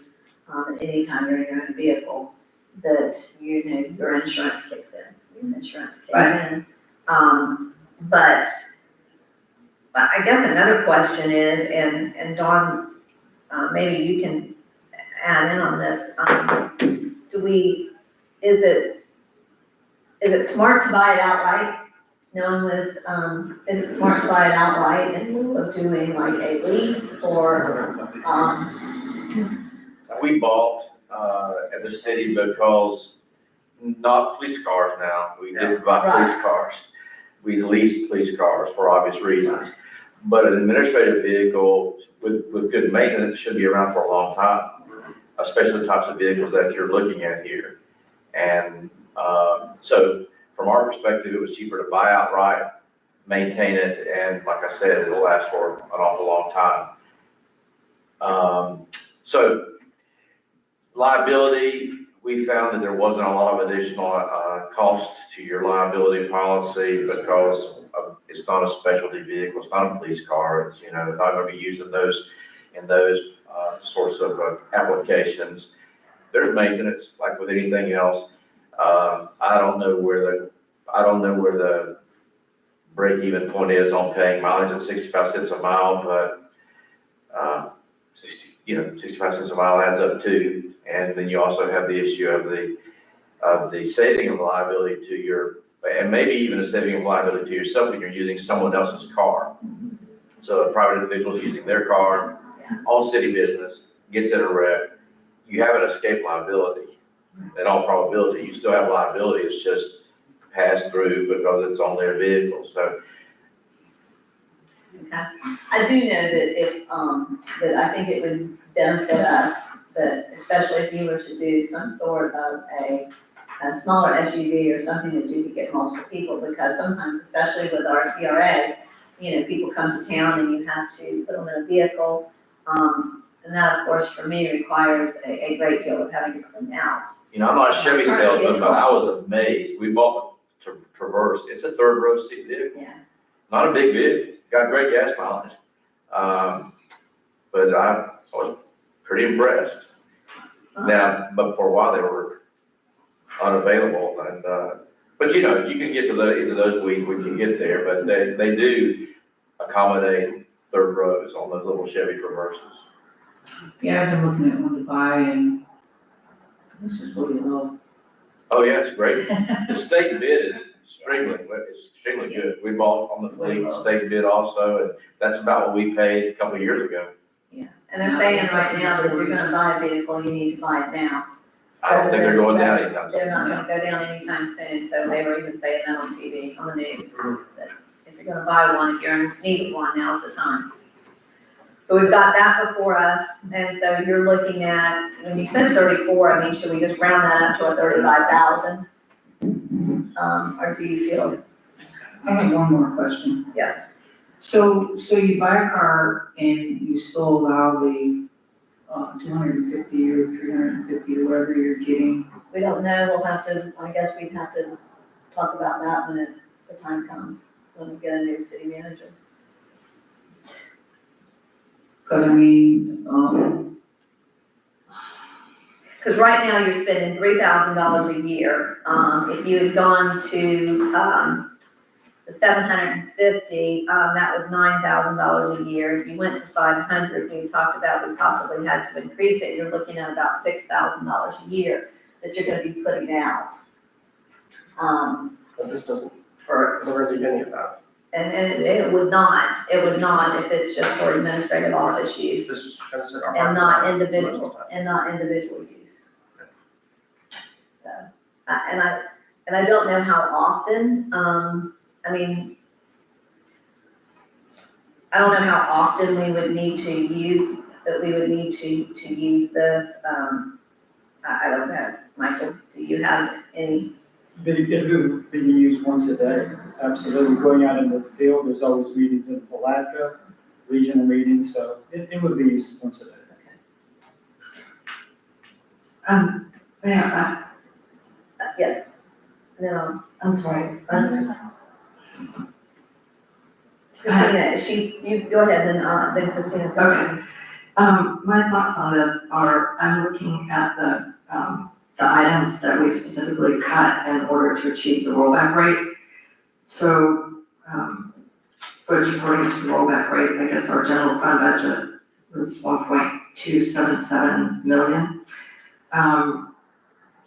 Unless an item is an emergency, it's my thought that we should review the items that we cut back, because there were some items that were completely cut out or significantly reduced that at one time, staff had brought forward as a need. Or a want. I mean, sometimes that's also a want. Okay, but we didn't really review that. I mean, I don't know if they're a want or a need. I mean, to me, to do proper budgeting for items that are not an emergency, we should be considering this globally. And really, I mean, and this is the kind of thing that we usually discuss in a workshop with a little more notice and with a little more breadth. I mean, the 173,000 carry forward, some of these items, I don't know why we wouldn't be discussing them in more of a workshop setting, and also bringing forward and letting staff bring forward any items that were $0 significantly reduced. Well, I think and Michael, correct me if I'm wrong, you've looked at the budget and you've looked at where we are currently, and these are some recommendations that you and Steve have come forward with to say that this is what needs to be considered at this time? Or did you look at what was cut from the former budget? Well, what was cut from the former budget, some of these things are in there, like parts, equipment, repair and maintenance, and some equipment. So as an example, item F, the computer network, we believe that's a given because it needs to be accomplished. The additional public works equipment under item D, some of those 25,000 were also in the rollback. So that's why we suggested some of those things.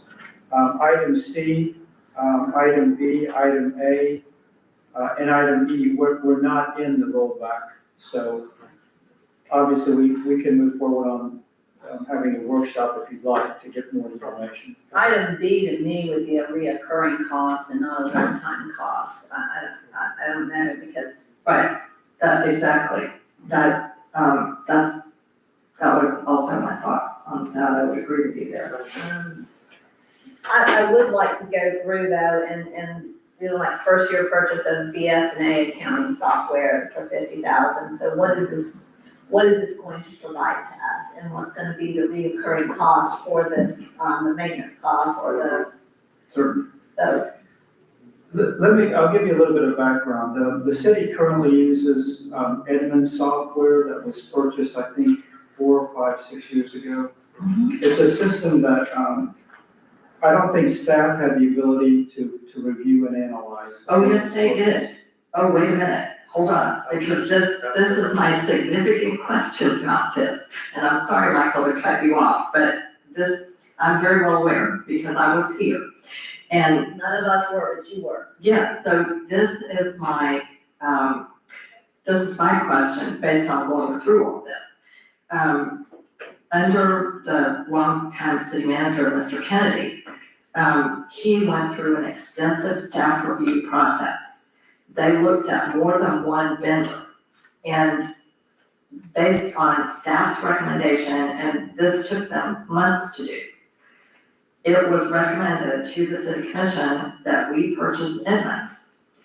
So I was very concerned, I mean, I'm not saying that there's not difficulties, and I understand you bringing this forward. I was very concerned to see this because staff basically made the recommendation, and they worked, they put a lot of time in. And then it took a long time to implement Edmunds, and as I understand it, there were additional costs associated on an annual basis for the implementation of Edmunds. We spent quite a bit of money on Edmunds. So, when it comes to purchasing, where it says first year purchase of new accounting software, I would really like to see this vetted as far as what would be the second, third year cost. And I can tell y'all, it was a nightmare switching over. I think we may have been paying overtime. Well, we've been here, so they didn't switch over until really we've been here. And if you Right. talk to It staff, wasn't all that long ago. yeah, it was I not know. all that long ago, and we were paying for both of them. I believe we're still paying for INC. Right. There you go. And so, and my understanding is from staff, now, maybe, you were in the midst of this and you were the one making the final decision. Right. But my understanding from staff is that they really didn't have that much of a say in this. Oh, no. If If you go back and listen to the tape, okay. Patrick Kennedy went through quite a procedure, and I believe that Ms. Walker spoke to it, or either Ms. Walker or Debbie Peacock. So I guess, I don't want to get us out of the frying pan into the fire. And you raised an excellent point that yes, we had to pay for the previous system plus Edmunds. So then we'd be paying possibly for three systems because you have to have that carryover, that they have that information data that you have to rely on, so. Right, and I think that we need more information, but let me tell you, from year to year to year to year, okay, accounting methods, accounting programs, usually get better. They get, more user-friendly. They're not as, antiquated as, I mean, I know Edmunds, and Edmunds was an old thing that, the city bought. But anyway, that doesn't matter. It's just that every year things get better when you talk about technology and IT and, you know, now they're even introducing things with AI, to make things quicker, better, more understandable than trying to do it a little more manually, I guess is what I want to say. Well, shouldn't that be part of the maintenance cost that we pay, that as they have upgrades, that they upgrade our system? I mean, that, Not when you got a crappy one to begin with, excuse my language. So, I'm kind of, if I could just, the gist of my comment is, I'm not saying we couldn't necessarily get to a better place, but I would think we would all want to have more information about what would be the process of getting to that better place, all the costs, including what would that require of our staff? Because they had to go through a lot of training, I mean, there's a lot to it, or there could be a lot to it. do we have, Steve, is this something that you have, that you've looked into? I mean, is this something, a recommendation of yours as well? Yeah, actually, we had the gentleman come twice for demonstrations. Can you come up here for me? Sorry. And before you do, Christina Marie, you raised your hand, I apologize. No, that's okay. It was just earlier, regarding the administrative vehicle. What was you, and I apologize, what I was, just think it would be important, to have, I know me particularly, for example, as a recent, I was driving around to identify some certain, homes within the CRA, and if I was in an identified vehicle, it probably would have made the process a little more comfortable for both, for me and my safety, and for the public to know that I'm a city worker. So that's a good point, thank you. Yes, Steve, back to you. Yeah, we had the gentleman from ESA come twice. Okay. He came and gave like just a general overall, review of the software, and then everybody liked it so much we wanted to come back and do like an in-depth. So he went through payroll, general ledger, utility billing, code enforcement, and everybody seemed really impressed. It was mainly the ease of use of Edmunds. It seems like there's just a process. It just takes too many steps to get to where you want to go. And the BSNA just seemed like it just was a better flow. And we're not critical of Edmunds, the skill level for Edmunds, my understanding is pretty high. That to have that, to be able to finagle through Edmunds. I've heard that from not just here, but I've heard that from other municipalities. It's really important when you're looking at, programs, that it is easy to use, and I can say Edmonds, Peachtree was another one. I mean, they were just, they're cumbersome, and you want something that you can actually sit down and use it, comfortably, and that happens every year. They come up with new systems and new stuff, and that's why you get a new phone, and that's why you got a new Apple, and that's why, it's because all that stuff, all the new stuff's available to you, and so I've not seen the program, I don't know anything about it, but I would want to say this. I trust what Commissioner DeVito has says, that the staff picked Edmonds. They thought that was the best thing since sliced bread, right? That was it. So before we went and did something like this, we would want to really definitely make sure, okay, that you think that this is the king of beers rather than best, thing since sliced bread. I mean, that's really what the bottom line is here, because I respect that. We do respect the staff, coming back and saying, hey, this is gonna work. And the commission probably wouldn't mind for them to come in and give us, okay, a preview of what it is. Maybe do that. Yeah. Commissioner Lori had a question. If we did switch to BSNA, would we be able to get all the data out of those last two programs in? Because I don't want to be paying for another program now. I mean, we said that we could never get the stuff out of the first program into Edmonds, and that just seems wrong to me. We should be able to migrate everything out. We don't want to be paying for legacy platforms forever.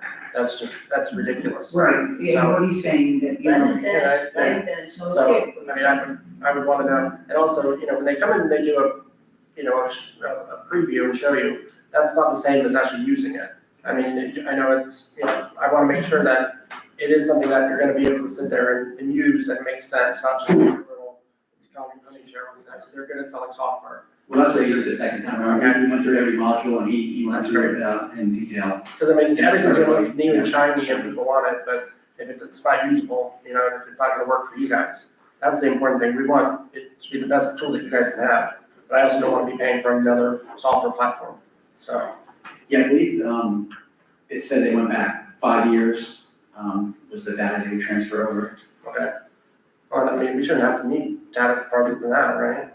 I think how many years back is it that we have? I know with IMC, we can't let that go because of the accounts payable. I thought, I mean, it should be allowed. or receivable, the accounts receivable, but my, my concern at $50,000, I haven't heard anybody that has quoted, I mean, I know how much Edmonds back 6 years ago, 5, 6 years ago, it was in the 70, 80,000. Someone, I know another community just went on with Edmonds and they said they paid 110,000.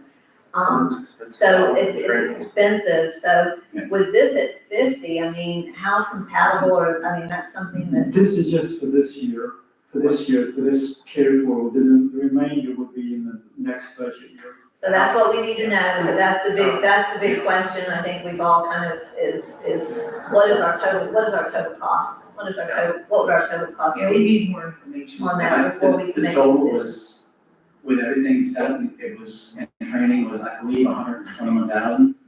But, the salesperson I spoke to said, there was possibly gonna be some changes in the, amount they charge for their services, and he was gonna get back to me with those costs, and I haven't heard anything from him. Yeah. And that would be like the migration and the training and then go down after that, I hope, for like the next successive year, would not be 121. Correct, yeah, after the initial setup, it would go back, to whatever the annual software cost. And then we have to look at too, how do we, getting out of the admins too, as we back out of admins, what is our, Good contract. the contractual agreement that we have with them, and what is our out clause. So Mr. Holmes would have to look at all of that. I mean, I absolutely agree. I know that staff struggles with Edmonds, but sometimes, when you're struggling with something and you see, there's a shiny object there, you grab onto it, that we need to also look at other options that are out there. Just so they have something that they can compare to, Yeah, Ma'am, Yes. if I could, number one, wouldn't we have to get actually bids on this, Mr. Holmes? Well, We should, your purchasing policy probably requires a bid with, absolutely. the purchase of this amount, so. And then you might, whether that's gonna be an RFP, an RFQ is gonna be a different scenario, because, I mean, obviously, if you know what you're gonna go with a particular program, that's an RFP. But if you're not sure what program you're going with, that may be an RFQ instead, so, yeah, that's It's a kind of little premature. quite a bit here. right, and Mayor, I would think, to me, this seems like an item for the regular budget year formulation, just because it's such an ongoing issue, and I would think we would need a specific fully vetted proposal before we could fund it. Let's move on to D, additional public works equipment, for 25,000, what are we looking at for that? I mean, is that, This would be a lawn tractor, a Kubota, and if funds come in available, a golf cart. So those are the three items that were looked at. We're suggesting 25,000. One or two of those items definitely could be purchased, maybe a third. And if I recall, we were going to use the Better Place Plan money for this until we decided that was up. So, I mean, we've talked about this Kubota, I remember, talking to Charles about it, because he had some we need Kubota to stuff. go back, yeah. We definitely need that, and I agree that we need, a golf cart, because I think our code enforcement, I think it would behoove her to be on a golf cart. There's a lot of things that you see on a golf cart that you don't see when you're in a car. Yep. It really is, and I think that's something that the city, that we should have that. The Kubota is really something that more qualified operators should be on, and not The staff. Kubota all by itself can be about $15,000, so what you got left is not a whole lot of money. And we talked about that you didn't have to go to a Kubota, that you could go to a different Different model. model. But I'm just saying, That you could get in there at about, 9,000, 9 to 10,000 possibly. Mr. Holmes, you look like Well, I you're. have a couple tractors, and I don't know what you're looking for 9,000, but you're not getting much. no, Just you're not, a, just you're an not, off-road, that's an off-road, not a. You're talking about a zero turn, or? No. Okay, well, anyway, I'm out of that discussion, but when you're sitting here talking about Yeah, it's not a attractive. tractor, a golf cart, and a lawnmower for 25,000, I'm like, sign me up. Yeah, yeah, government purchase things, right? And I think that's something that when you're out there in the field and you're talking to them, I know we have a lawnmower issue. We're coming into the growing season. We have a Kubota that is broken all the time, it seems like. Isn't that correct, Michael? It is. It is, and so it's in the shop more than it's on the road, and that is a new model, actually. It's only a couple of years old. that really isn't that old, but do we just not maintain these things? Do we just run That was. buildings and trees and No, what are we doing with these things? let's be, that one, I believe, it should have even possibly been considered a limit, and looked at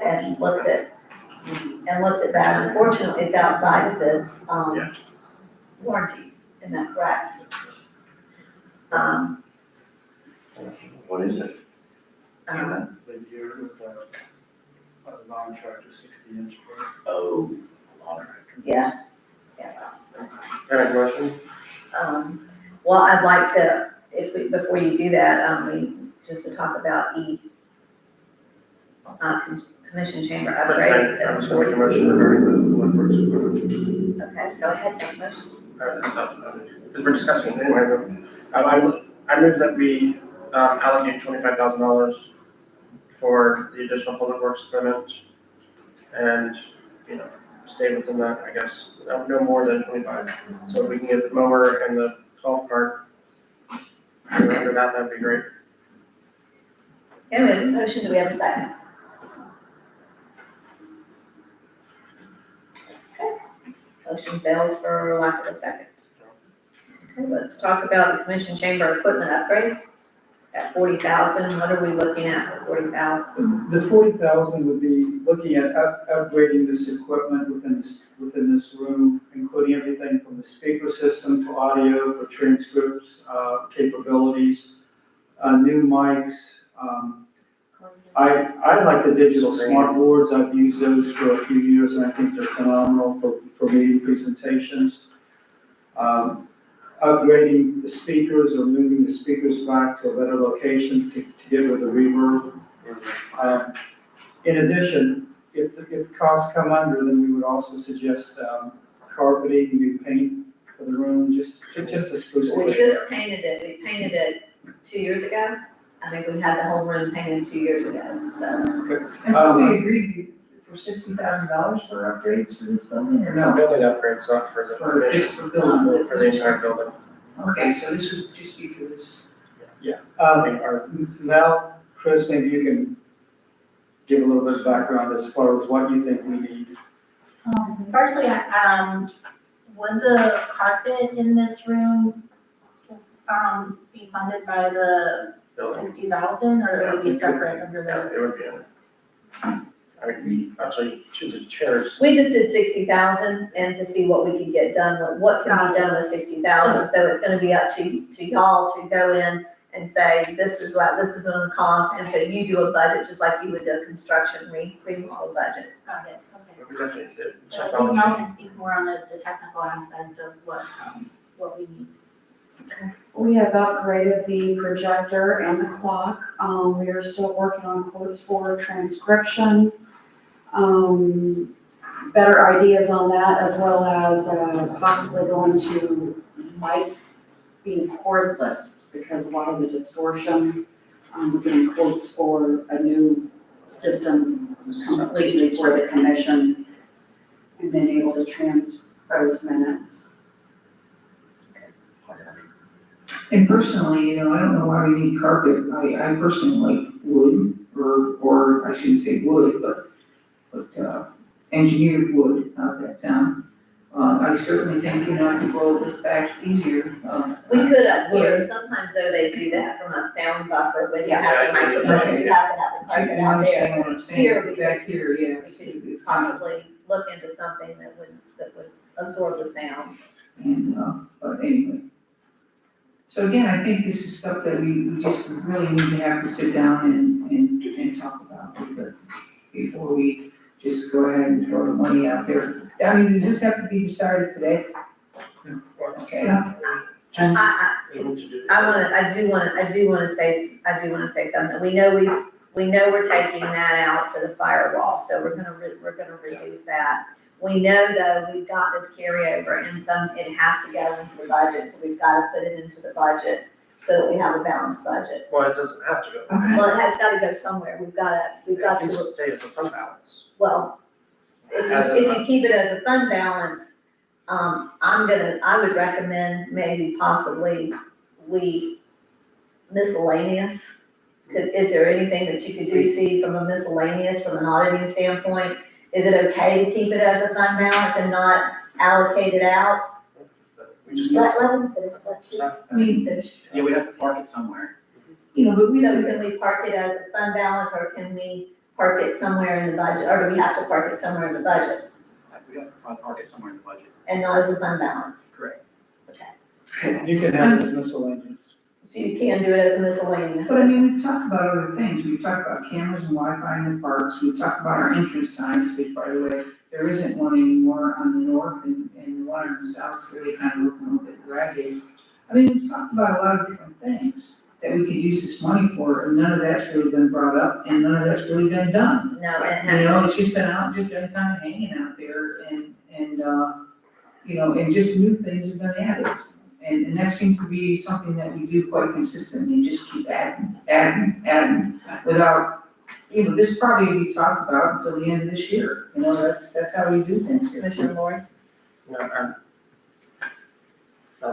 Commissioner, as far as the community entrance sign down there, because it's in FDOT right of way, we have to get engineer specs. So we've taken some of the sign designs, which would be funded out of the Better Place Plan funds, and we're getting quotes. So we are working on that project as we speak. But we still, once you get that, you still gotta pay for the signs, correct? So we come in and put them up. So I mean, yeah, I'm just saying that. We did, didn't we? We allocated it Yeah, for Better Place Plan and approved it, so the money is already there. Yeah. Yes. For the whole Commissioner, thing? there. Yes. Yes. Okay, so, okay, when, our job as a commission is, we're supposed to set policy. And I think Commissioner Burton's point is kind of well taken, that we've talked about items of expenditure and then some of them have gone by the wayside and then new items come up. $170,000 is over 10% of our budget. I think that what we spend should be in line, should be done more in a workshop format where we talk about priorities. I just think we need to look at where we are with our overall budget, what line items we are over or under on. I had a question for a couple months about the revenues and expenditures. And I have not yet received an answer as to whether we got the $5,000 payment from the county last year. Okay, but it doesn't look like it's showing up. I'm sorry, BJ's. I believe we've been over that, Charles, and I asked that same question last year, and it just was not allocated to the right line. Okay, well, I don't see it in the revenues and expenditures. Because it was not allocated to the right. Right, okay, so I guess what I'm saying is I would be more comfortable if we, So you want a workshop? Is that Yes. where we're at? You want a workshop? I think that would be more But appropriate. I think if we did a special meeting, because at a workshop, Right. we cannot make any decisions. Right. So we all need to keep that in mind, but we need to take Sure. an action, we need to do something with this money, either we move it into a miscellaneous line item, but we've got to do something with this money to show that we have budgeted it. Okay, well, I would say that if you're not willing to do it today, then we need to schedule a special meeting and not a workshop. well, we have a meeting coming up on the 11th of April. If we need to move it to a miscellaneous line, we could do so then, but, I'm sorry, the 10th. Yeah, what do we have on the 11th? Sorry. No, I'm sorry, I said the wrong day. It's April the 10th, Friday, the 11th is Friday, it's the second Thursday is the 10th. So, I mean, this has to come back as an ordinance. Anyway, and I would like to see us, what I really want to say is I would like to see us take the time to review our budget, since we're about, aren't we halfway through the year? Close to, review our budget, see what is correctly accounted for, where are we going over and under. I think we need to have a more global, we need to have a better overview of where we are budget-wise. Because My only point was that, yeah, to allocate this, we have to do an ordinance and read it twice. Yeah. So if we do move it into miscellaneous line item, then it's at least budgeted and it's in the fund, because as long as you can move money around in a fund without needing an ordinance, correct? Right, Because- that's correct, but then as long as it's funded, And we can't spend this money unless it's budgeted, so if we move it into a miscellaneous line item in the general fund, then as long as it's in the general fund, we can spend it in the general fund without doing another ordinance, and that way we have the money available and we can spend it. So I make the motion that we go ahead and, draft an ordinance for us to approve for the first reading at April 10th, that allocates the rest of the fund balance in a miscellaneous line item in the general fund, and includes the money for the computer network firewall upgrade. we have a second? Okay, motion dies for lack of a second. So, commission, what is, is there another motion that someone wants to entertain out here? well, I have a question, wasn't willing to second the motion. So if we put roughly 160 something thousand It's dollars. $164,486. Okay, so if we put that into a miscellaneous category, does that mean that staff can use it at will to, No, Everything still would have, any purchase would still have to be approved by us. right, but and you I've can even been, put that in the ordinance if need be. okay, I've been told in the past that once it's in the general fund, that staff can take money from one line item and move it to another to take care of any overage, et cetera, et cetera. That's what we were told in the past. So that it would, Usually requires action by the commission to approve a line item transfer though. so, Well, I don't think we did. so getting it into the budget requires an amendment, and then it's in the fund, then we can approve a resolution to move it around. Once we've gotten some more, because we have to advertise the ordinance, it has to be read twice. Right. Since, you know, we're And doing, I think there's also a level of trust there that if we put that in a miscellaneous line item, and we can put that in our ordinance, but we've gotta have a level of trust for our staff that, they're not negligent in how this money is being, spent, and that they would bring it to the commission. Well, that's not happened in the past, and I just think, Well, it's not I think it because bears it wasn't with malice, it wasn't done. no, and I'm not saying it was done It with was a malice. policy, it's a policy that we ourselves have to establish, that maybe we haven't established clearly. And so, And we also have to establish priorities. I don't know, I think we've done quite a bit today. I think we've had some great discussions. But I think it's time to move on from this and take it up well, either at the next meeting. Commissioner Lori though has a motion, he made a motion to put this to direct staff to prepare the ordinance at the next meeting so that it could go into a miscellaneous line item so that, because that's not gonna happen until May. Because we've gotta have 2 readings on that, so that wouldn't even happen until May. And during that time, that would give us an opportunity to figure out what absolutely needs to be paid out of this. And where if we need to move it out of that miscellaneous, then we could do that as well, but. Right, but then it only takes a resolution, not an ordinance. I think we're being very It's gonna be in unfair. October before we do anything with it. This budget year. I think we're being somewhat unfair to the public, and we're not really fully fulfilling our policy obligations if we do this without a workshop. Why do we need a workshop for this when we can have it in a special meeting? I mean, why, you say we're being unfair to the public, I wanna know, because I hear this a lot, we're unfair to the public. How are we being unfair to the public Okay, 'cause- by not doing a special meeting or doing it through an ordinance and miscellaneous and then allowing them to come in and us maybe workshopping it at that point? well, except for an emergency, the only thing I can see that we really needed to do was the firewall. And basically, we gave people not very much notice that we were going to be allocating a significant amount of money and. We're not allocating it today. We're not Right, allocating it but that- today. Okay, my question was really answered, and my question was, it just sounded like everything was gonna be happening in April. But yes, it takes 2 meetings, and yes, okay, all right, so, that being said, that would give us enough time for our discussion and, possibly knowing where we wanna spend the money, so, I think, BJ, if you wanna try that again? I repeat what I just said, what was it, did you get it the first time?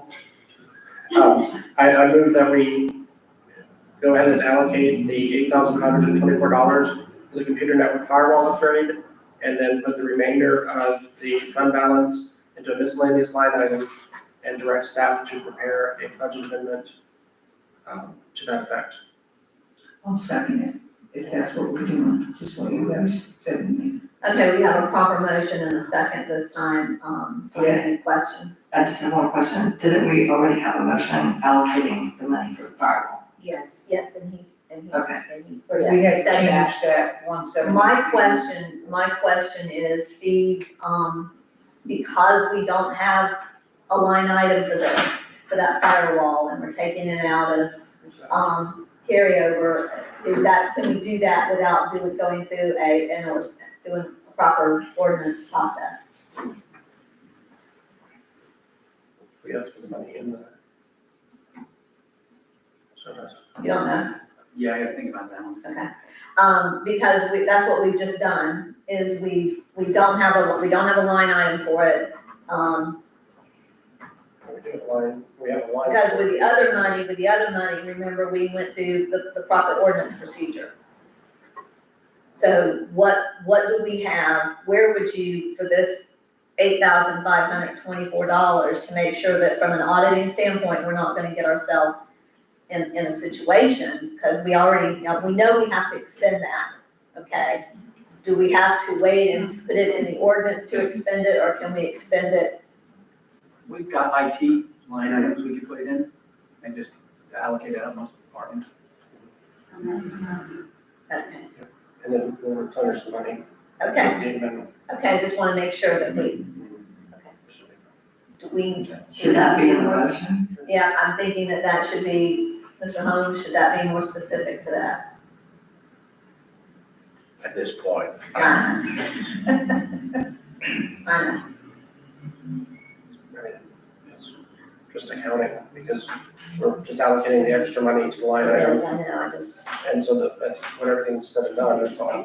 okay, So there's money in there now that can cover it, we're just replenishing the line item for the rest of the year. Steve, you good with that? As long as you're good with that. We have a proper motion and a second, do we have any other discussion? So the motion is that we're going to move the remaining $164,486, we're asking staff to prepare an ordinance to do that and put that into a miscellaneous line. And the $8,524, that would be expended to the, IT. If we have no further discussion, any public comment? No public comment? Madam Clerk, if you do a roll call, please. Commissioner Burton, Aye. Commissioner Moore, Aye. Commissioner Lori, Aye. Commissioner DeVito, Nay. Mayor Myers. Aye. Okay, so approved. We can have that at the April 10th. And then, also, Steve, if you and Christina, if you would work on that and giving us some recommendations back based on, you've kind of you've heard our discussions here as to where we would do this money. So, yes. No, I've got some commitments. I've got to Okay. go. I didn't Thank you, Mr. Holmes, anticipate for this coming being down until today. We 12:30. appreciate it. I'm sorry it went on as long as it did. Thank you. Thank Sorry. you. Yes, Commissioner DeVito. Mayor, I noticed we have on the agenda public comment. Give it a public comment before we adjourn, but Right, but also we don't have a place on here for commissioner issues, and I do have one issue, and what we said we would talk about we're gonna in talk, we Doge still letter. have to talk about that too. Right. Okay, so this time I'm gonna open it up for public comment. Did we get a copy of that? Mr. Brillhart, did you get a copy of that for everybody, for the Doge, so we have that Doge language? Do we have any public comment at this time? Positive public comment at this time? Seeing no one come forward, I'm gonna close public comment, yes. Mayor, I've written all over it, but I have. They've got a copy. Commissioners, we had that scheduled for the April 10th as far as the Doge, but we'll make something come out now. Okay, I think just to start the discussion, just so that we're not, so that on the 10th, we're at least a little bit more prepared, because we've got some things. Well, the deadline is April 8th. Is it April 8th? Yes, ma'am. It's April 15th, it's No, April ma'am. 8th, okay, so we do need to.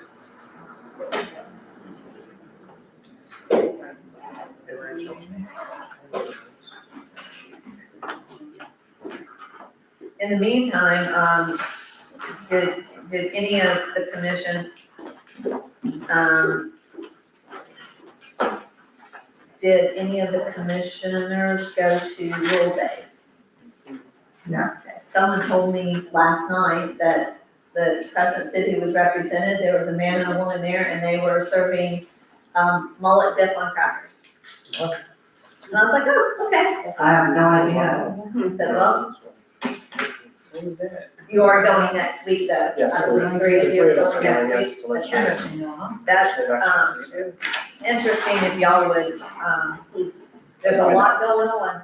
Yeah. I'm gonna find out, I'm gonna find out who the mullet dip was. Someone should know. But, I don't know, the county was going. the county, they have a large representation. But when y'all go,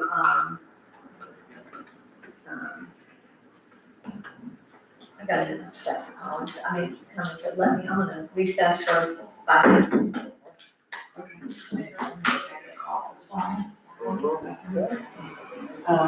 BJ, I told Dan it looks like 1 o'clock.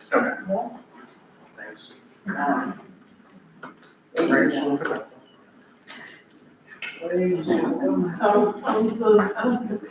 Yeah, it's probably not. Stop muting.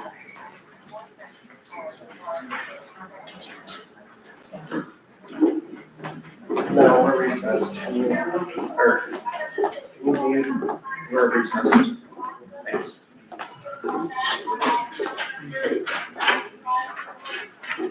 Yeah.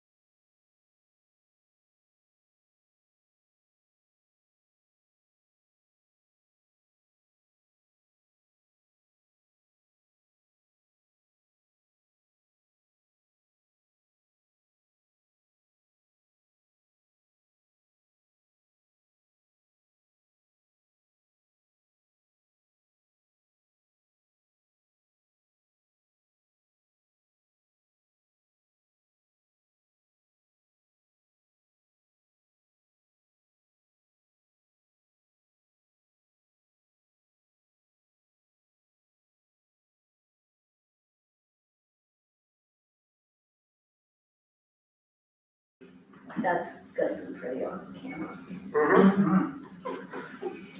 Okay, this recess is over and this meeting is back in order. We've got before us from the Office of the Governor, and you'll see this is on the, DOGE efforts. Have you had a chance, Michael, to go through this and? Not to any level of detail, other than my understanding is, debt service payments, anything that's obligations owed by the city to vendors or outside would be scrutinized more diligently, either during the day-to-day activity or the month of the audit process. So, Well, failure to pay, but we have never been, we've never failed to pay short-term obligations or loans. We don't fail to pay our bond payments. We have not, none of these apply to us. So we need to just answer, no, this does not apply. Because, and that's what I've been reading other cities have been doing. Because I mean, unless you're in a state of financial emergency, which there's 3 or 4 of them in the state, these answers should be no, no, no, no, no, or nay. Mayor, Yes, I could. Commissioner DeVito? So, my email yesterday, a draft letter was provided by the League of Cities that, hopefully, Michael, you got that. And it was just, I don't know, Mr. Holmes is gone, but to me, in an abundance of caution, I would think that any letter that we send should be reviewed by Mr. Holmes before it goes out. Even though the League of Cities has given a template, and then just to make me feel better, I would like our interim city manager and or finance director to just affirmatively tell us that the answer to questions 1 through 5 are no. Michael, you're nodding. the answer is no to all of those, yes, we're in compliance. And we'll draft a letter, as from the template, we'll have the city attorney look at it, and then once he concurs, then we'll send it to you for your acknowledgement. And Mayor, if I could, Yes. there's really 2 parts to this. I did look at it, the part that needs the response by April the 8th is the second paragraph down. The first part, and this might be what Mr. Brohart was speaking to, is the very first paragraph says that new DOGE team established by their Executive Order 25-44 will use advanced technology to identify, review, and report on unnecessary spending within county and municipal governments and recommend legislative reforms to promote efficiency, maximum productivity, and eliminate waste in state and local governments. So it would be my understanding that, all of our records are public, our budget is public, our budget ordinances are public. I would just say, we don't really know what this means, but paragraph 1, I think, is a separate level, is a separate set of activities that the executive office of the governor is planning on doing. Yes, So- regardless of our answers possible. Right. Pardon? Regardless of our answers possible. Right, well, regardless, their second paragraph downward is they're asking us questions as to whether we're basically in compliance with section 218-503 Florida statutes. Paragraph 1 just seems to be saying, we're gonna look at, That's what I'm saying, we're gonna look at it regardless of the letter. right, we're just gonna look at what you're spending and how you're spending, and, this could result in, legislation for 2026 legislative session, so. So let me ask you a question. It says an unreserved or total balance, because they're taking this back to, is it 2018, 20? Where are they taking it back to? In these conditions is 2018, 2019. So an unreserved, if you look at 5, an unreserved or total fund balance deficit in the general fund or any major operating fund that persists for 2 consecutive years. We have some enterprise funds Yes, it's like that have had deficits. So as we answer this, that is the one thing that really stuck out to me, to make sure that we have answered it properly, and looked at our deficits in those enterprises. But we've been paying Those are all major those bonds. I don't think there's a major. We're paid the Necessary bonds, to keep. we're paid the bonds, but we're not making enough, we've had a deficit in our revenue versus Yeah. expenditure. And I agree with that, and it's sad. That is We bad. should be making money with them and we're not. So it might not be no, and 5 needs to really be, Mayor, that was why I wanted Mr. Holmes to review this. Because, are they talking about our city budget? Do they include the enterprise funds in the city budget? I think that might be a question for Mr. Holmes. because it says any major operating fund, well, those are operating funds, there are enterprise operating funds, and so I agree, maybe we need some better interpretation. Does that apply to those enterprises? And I would think it would. I would think that they would be looking at everything.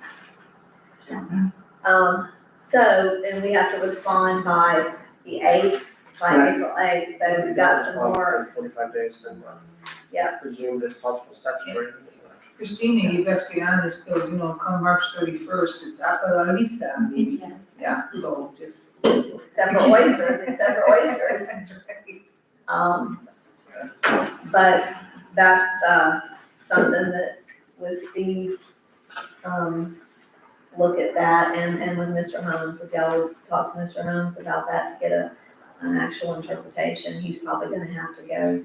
He's probably gonna have to go to Florida League of Cities, possibly. Yes. And they will only usually talk to him in the legal section, and that's something that we all learn. You call and they're like, no, not only gonna talk to the attorney, only talking to the attorney. So, he'll have to do that, but we will have to get that out, and that's the biggest thing, I think, even with our audit, is staying in direct communication and making sure that we, acknowledge this, so. Commissioner DeVito, thank you for bringing this up in the meeting. So I guess that's the direction that we're gonna go is, Do we need a motion? I don't think so. Well, because I would like, I think we should at least have a motion to direct Dawn, and then and then staff to forward on correspondence, providing a copy to us, so if somebody, I think that's just from a safety standpoint. so, So, okay, well, with a friendly amendment, I would like staff to assure that we are in a posture to accurately respond by the stated deadline of April 8th. I think that that's was what what I implied. that's, Okay, I mean, I want. I think that was part Clear. of, yes. I don't know that we need an amendment to this. Why don't you just make the motion and I'll second. No, if you, I'd like to expunge. okay, well, I would too, but I would just, Well, we all would, but Okay. this is important. This is important, we Yes. have a job here, so. So, I understand that. I move that we, direct staff to assure that we make proper and complete and accurate response to the letter from the Office of the Governor dated March 18th, well within the required deadline of April 8th, 2025, with review by Attorney Holmes, particularly of item number 5 that was identified by the mayor, and provide a copy of the response to us. Okay, before we can accept your motion, Commissioner Lori, will you rescind your motion? Yep. Okay, motion rescinded. Do you think that covers it? More than enough. Okay. Okay, so we have a proper motion, do we have a second? I second. Okay, we have a motion and a second, any further discussion? If not, Madam Clerk, would you please do a roll call? Commissioner DeVito, Aye. Commissioner Lori, Aye. Commissioner Moore, Aye. Commissioner Burton, Aye. Mayor Myers. Aye. So approved. and I guess everyone at that point, I think we've covered everything. If we, if I can have a motion to adjourn. Mayor, I just have one item that we need to think about, a couple things. We addressed natural gas. The city manager has mentioned in his report, the fire chief has asked for a time with us, about where the fire department is and where it's going. And as well, I think we've talked about the need to have better procedures and be better informed about how we make payments. My hope is that we would schedule some workshops on those issues. And I don't know how urgent, the fire chief did not say how urgent his need was. I think on April 10th, let's go ahead, we can do that, because we've got to get this other done before we can schedule the workshops for those, so let's do that. Let's everybody bring your calendar on April 10th, if you would, so that we can schedule this. One thing for clarification as we go forward, as with the interim was not signing any checks. It was the commission to sign checks, and that was for just protection of of both the interim and the commission. So we never made a decision on that, as far as with Christina Maria coming in. So do we want to continue with that, in that posture with the interim? I don't think that's necessary. I think Christina is already assistant city manager, she's not going anywhere. So, I don't feel like she's worked for, I think we trust her, and she's gonna be here for a little while, I hope. It has nothing against Mr. Gerhard, we just didn't know you, and the whole plan was that you were gonna be here for a short period of time. So, I'll make a motion that we approve, Christina Marie as assistant, or as interim city manager, have the ability to sign checks. okay, and a motion and a second. Second? Motion and a second, all in favor? Aye. Aye. All opposed, nay? Okay. Is there anything else? Is there any other housekeeping that we need to do that Christina's gonna run into? I know with a lot of the official documents, because she's interim, it had to be the mayor's signature, correct, Steve? So that would probably still apply. With that, is there anything else you can think of, Christina? Was there any formality with the financial statement you had previously mentioned that could potentially be something that needed to be done? Your financial statement? Yes, ma'am. That would be, as a city manager, we'll have to find out from, actually, Stay. the state, whether or not as interim, Commission. if you'd have to file that or not. She has assistant city manager. No. It's just a city manager. It's a Financial- city- Oh, you mean financial disclosure? Yeah, financial disclosure, yeah. One. Or one. And then as y'all go, as you go next week, please, let's have some time, on the 10th.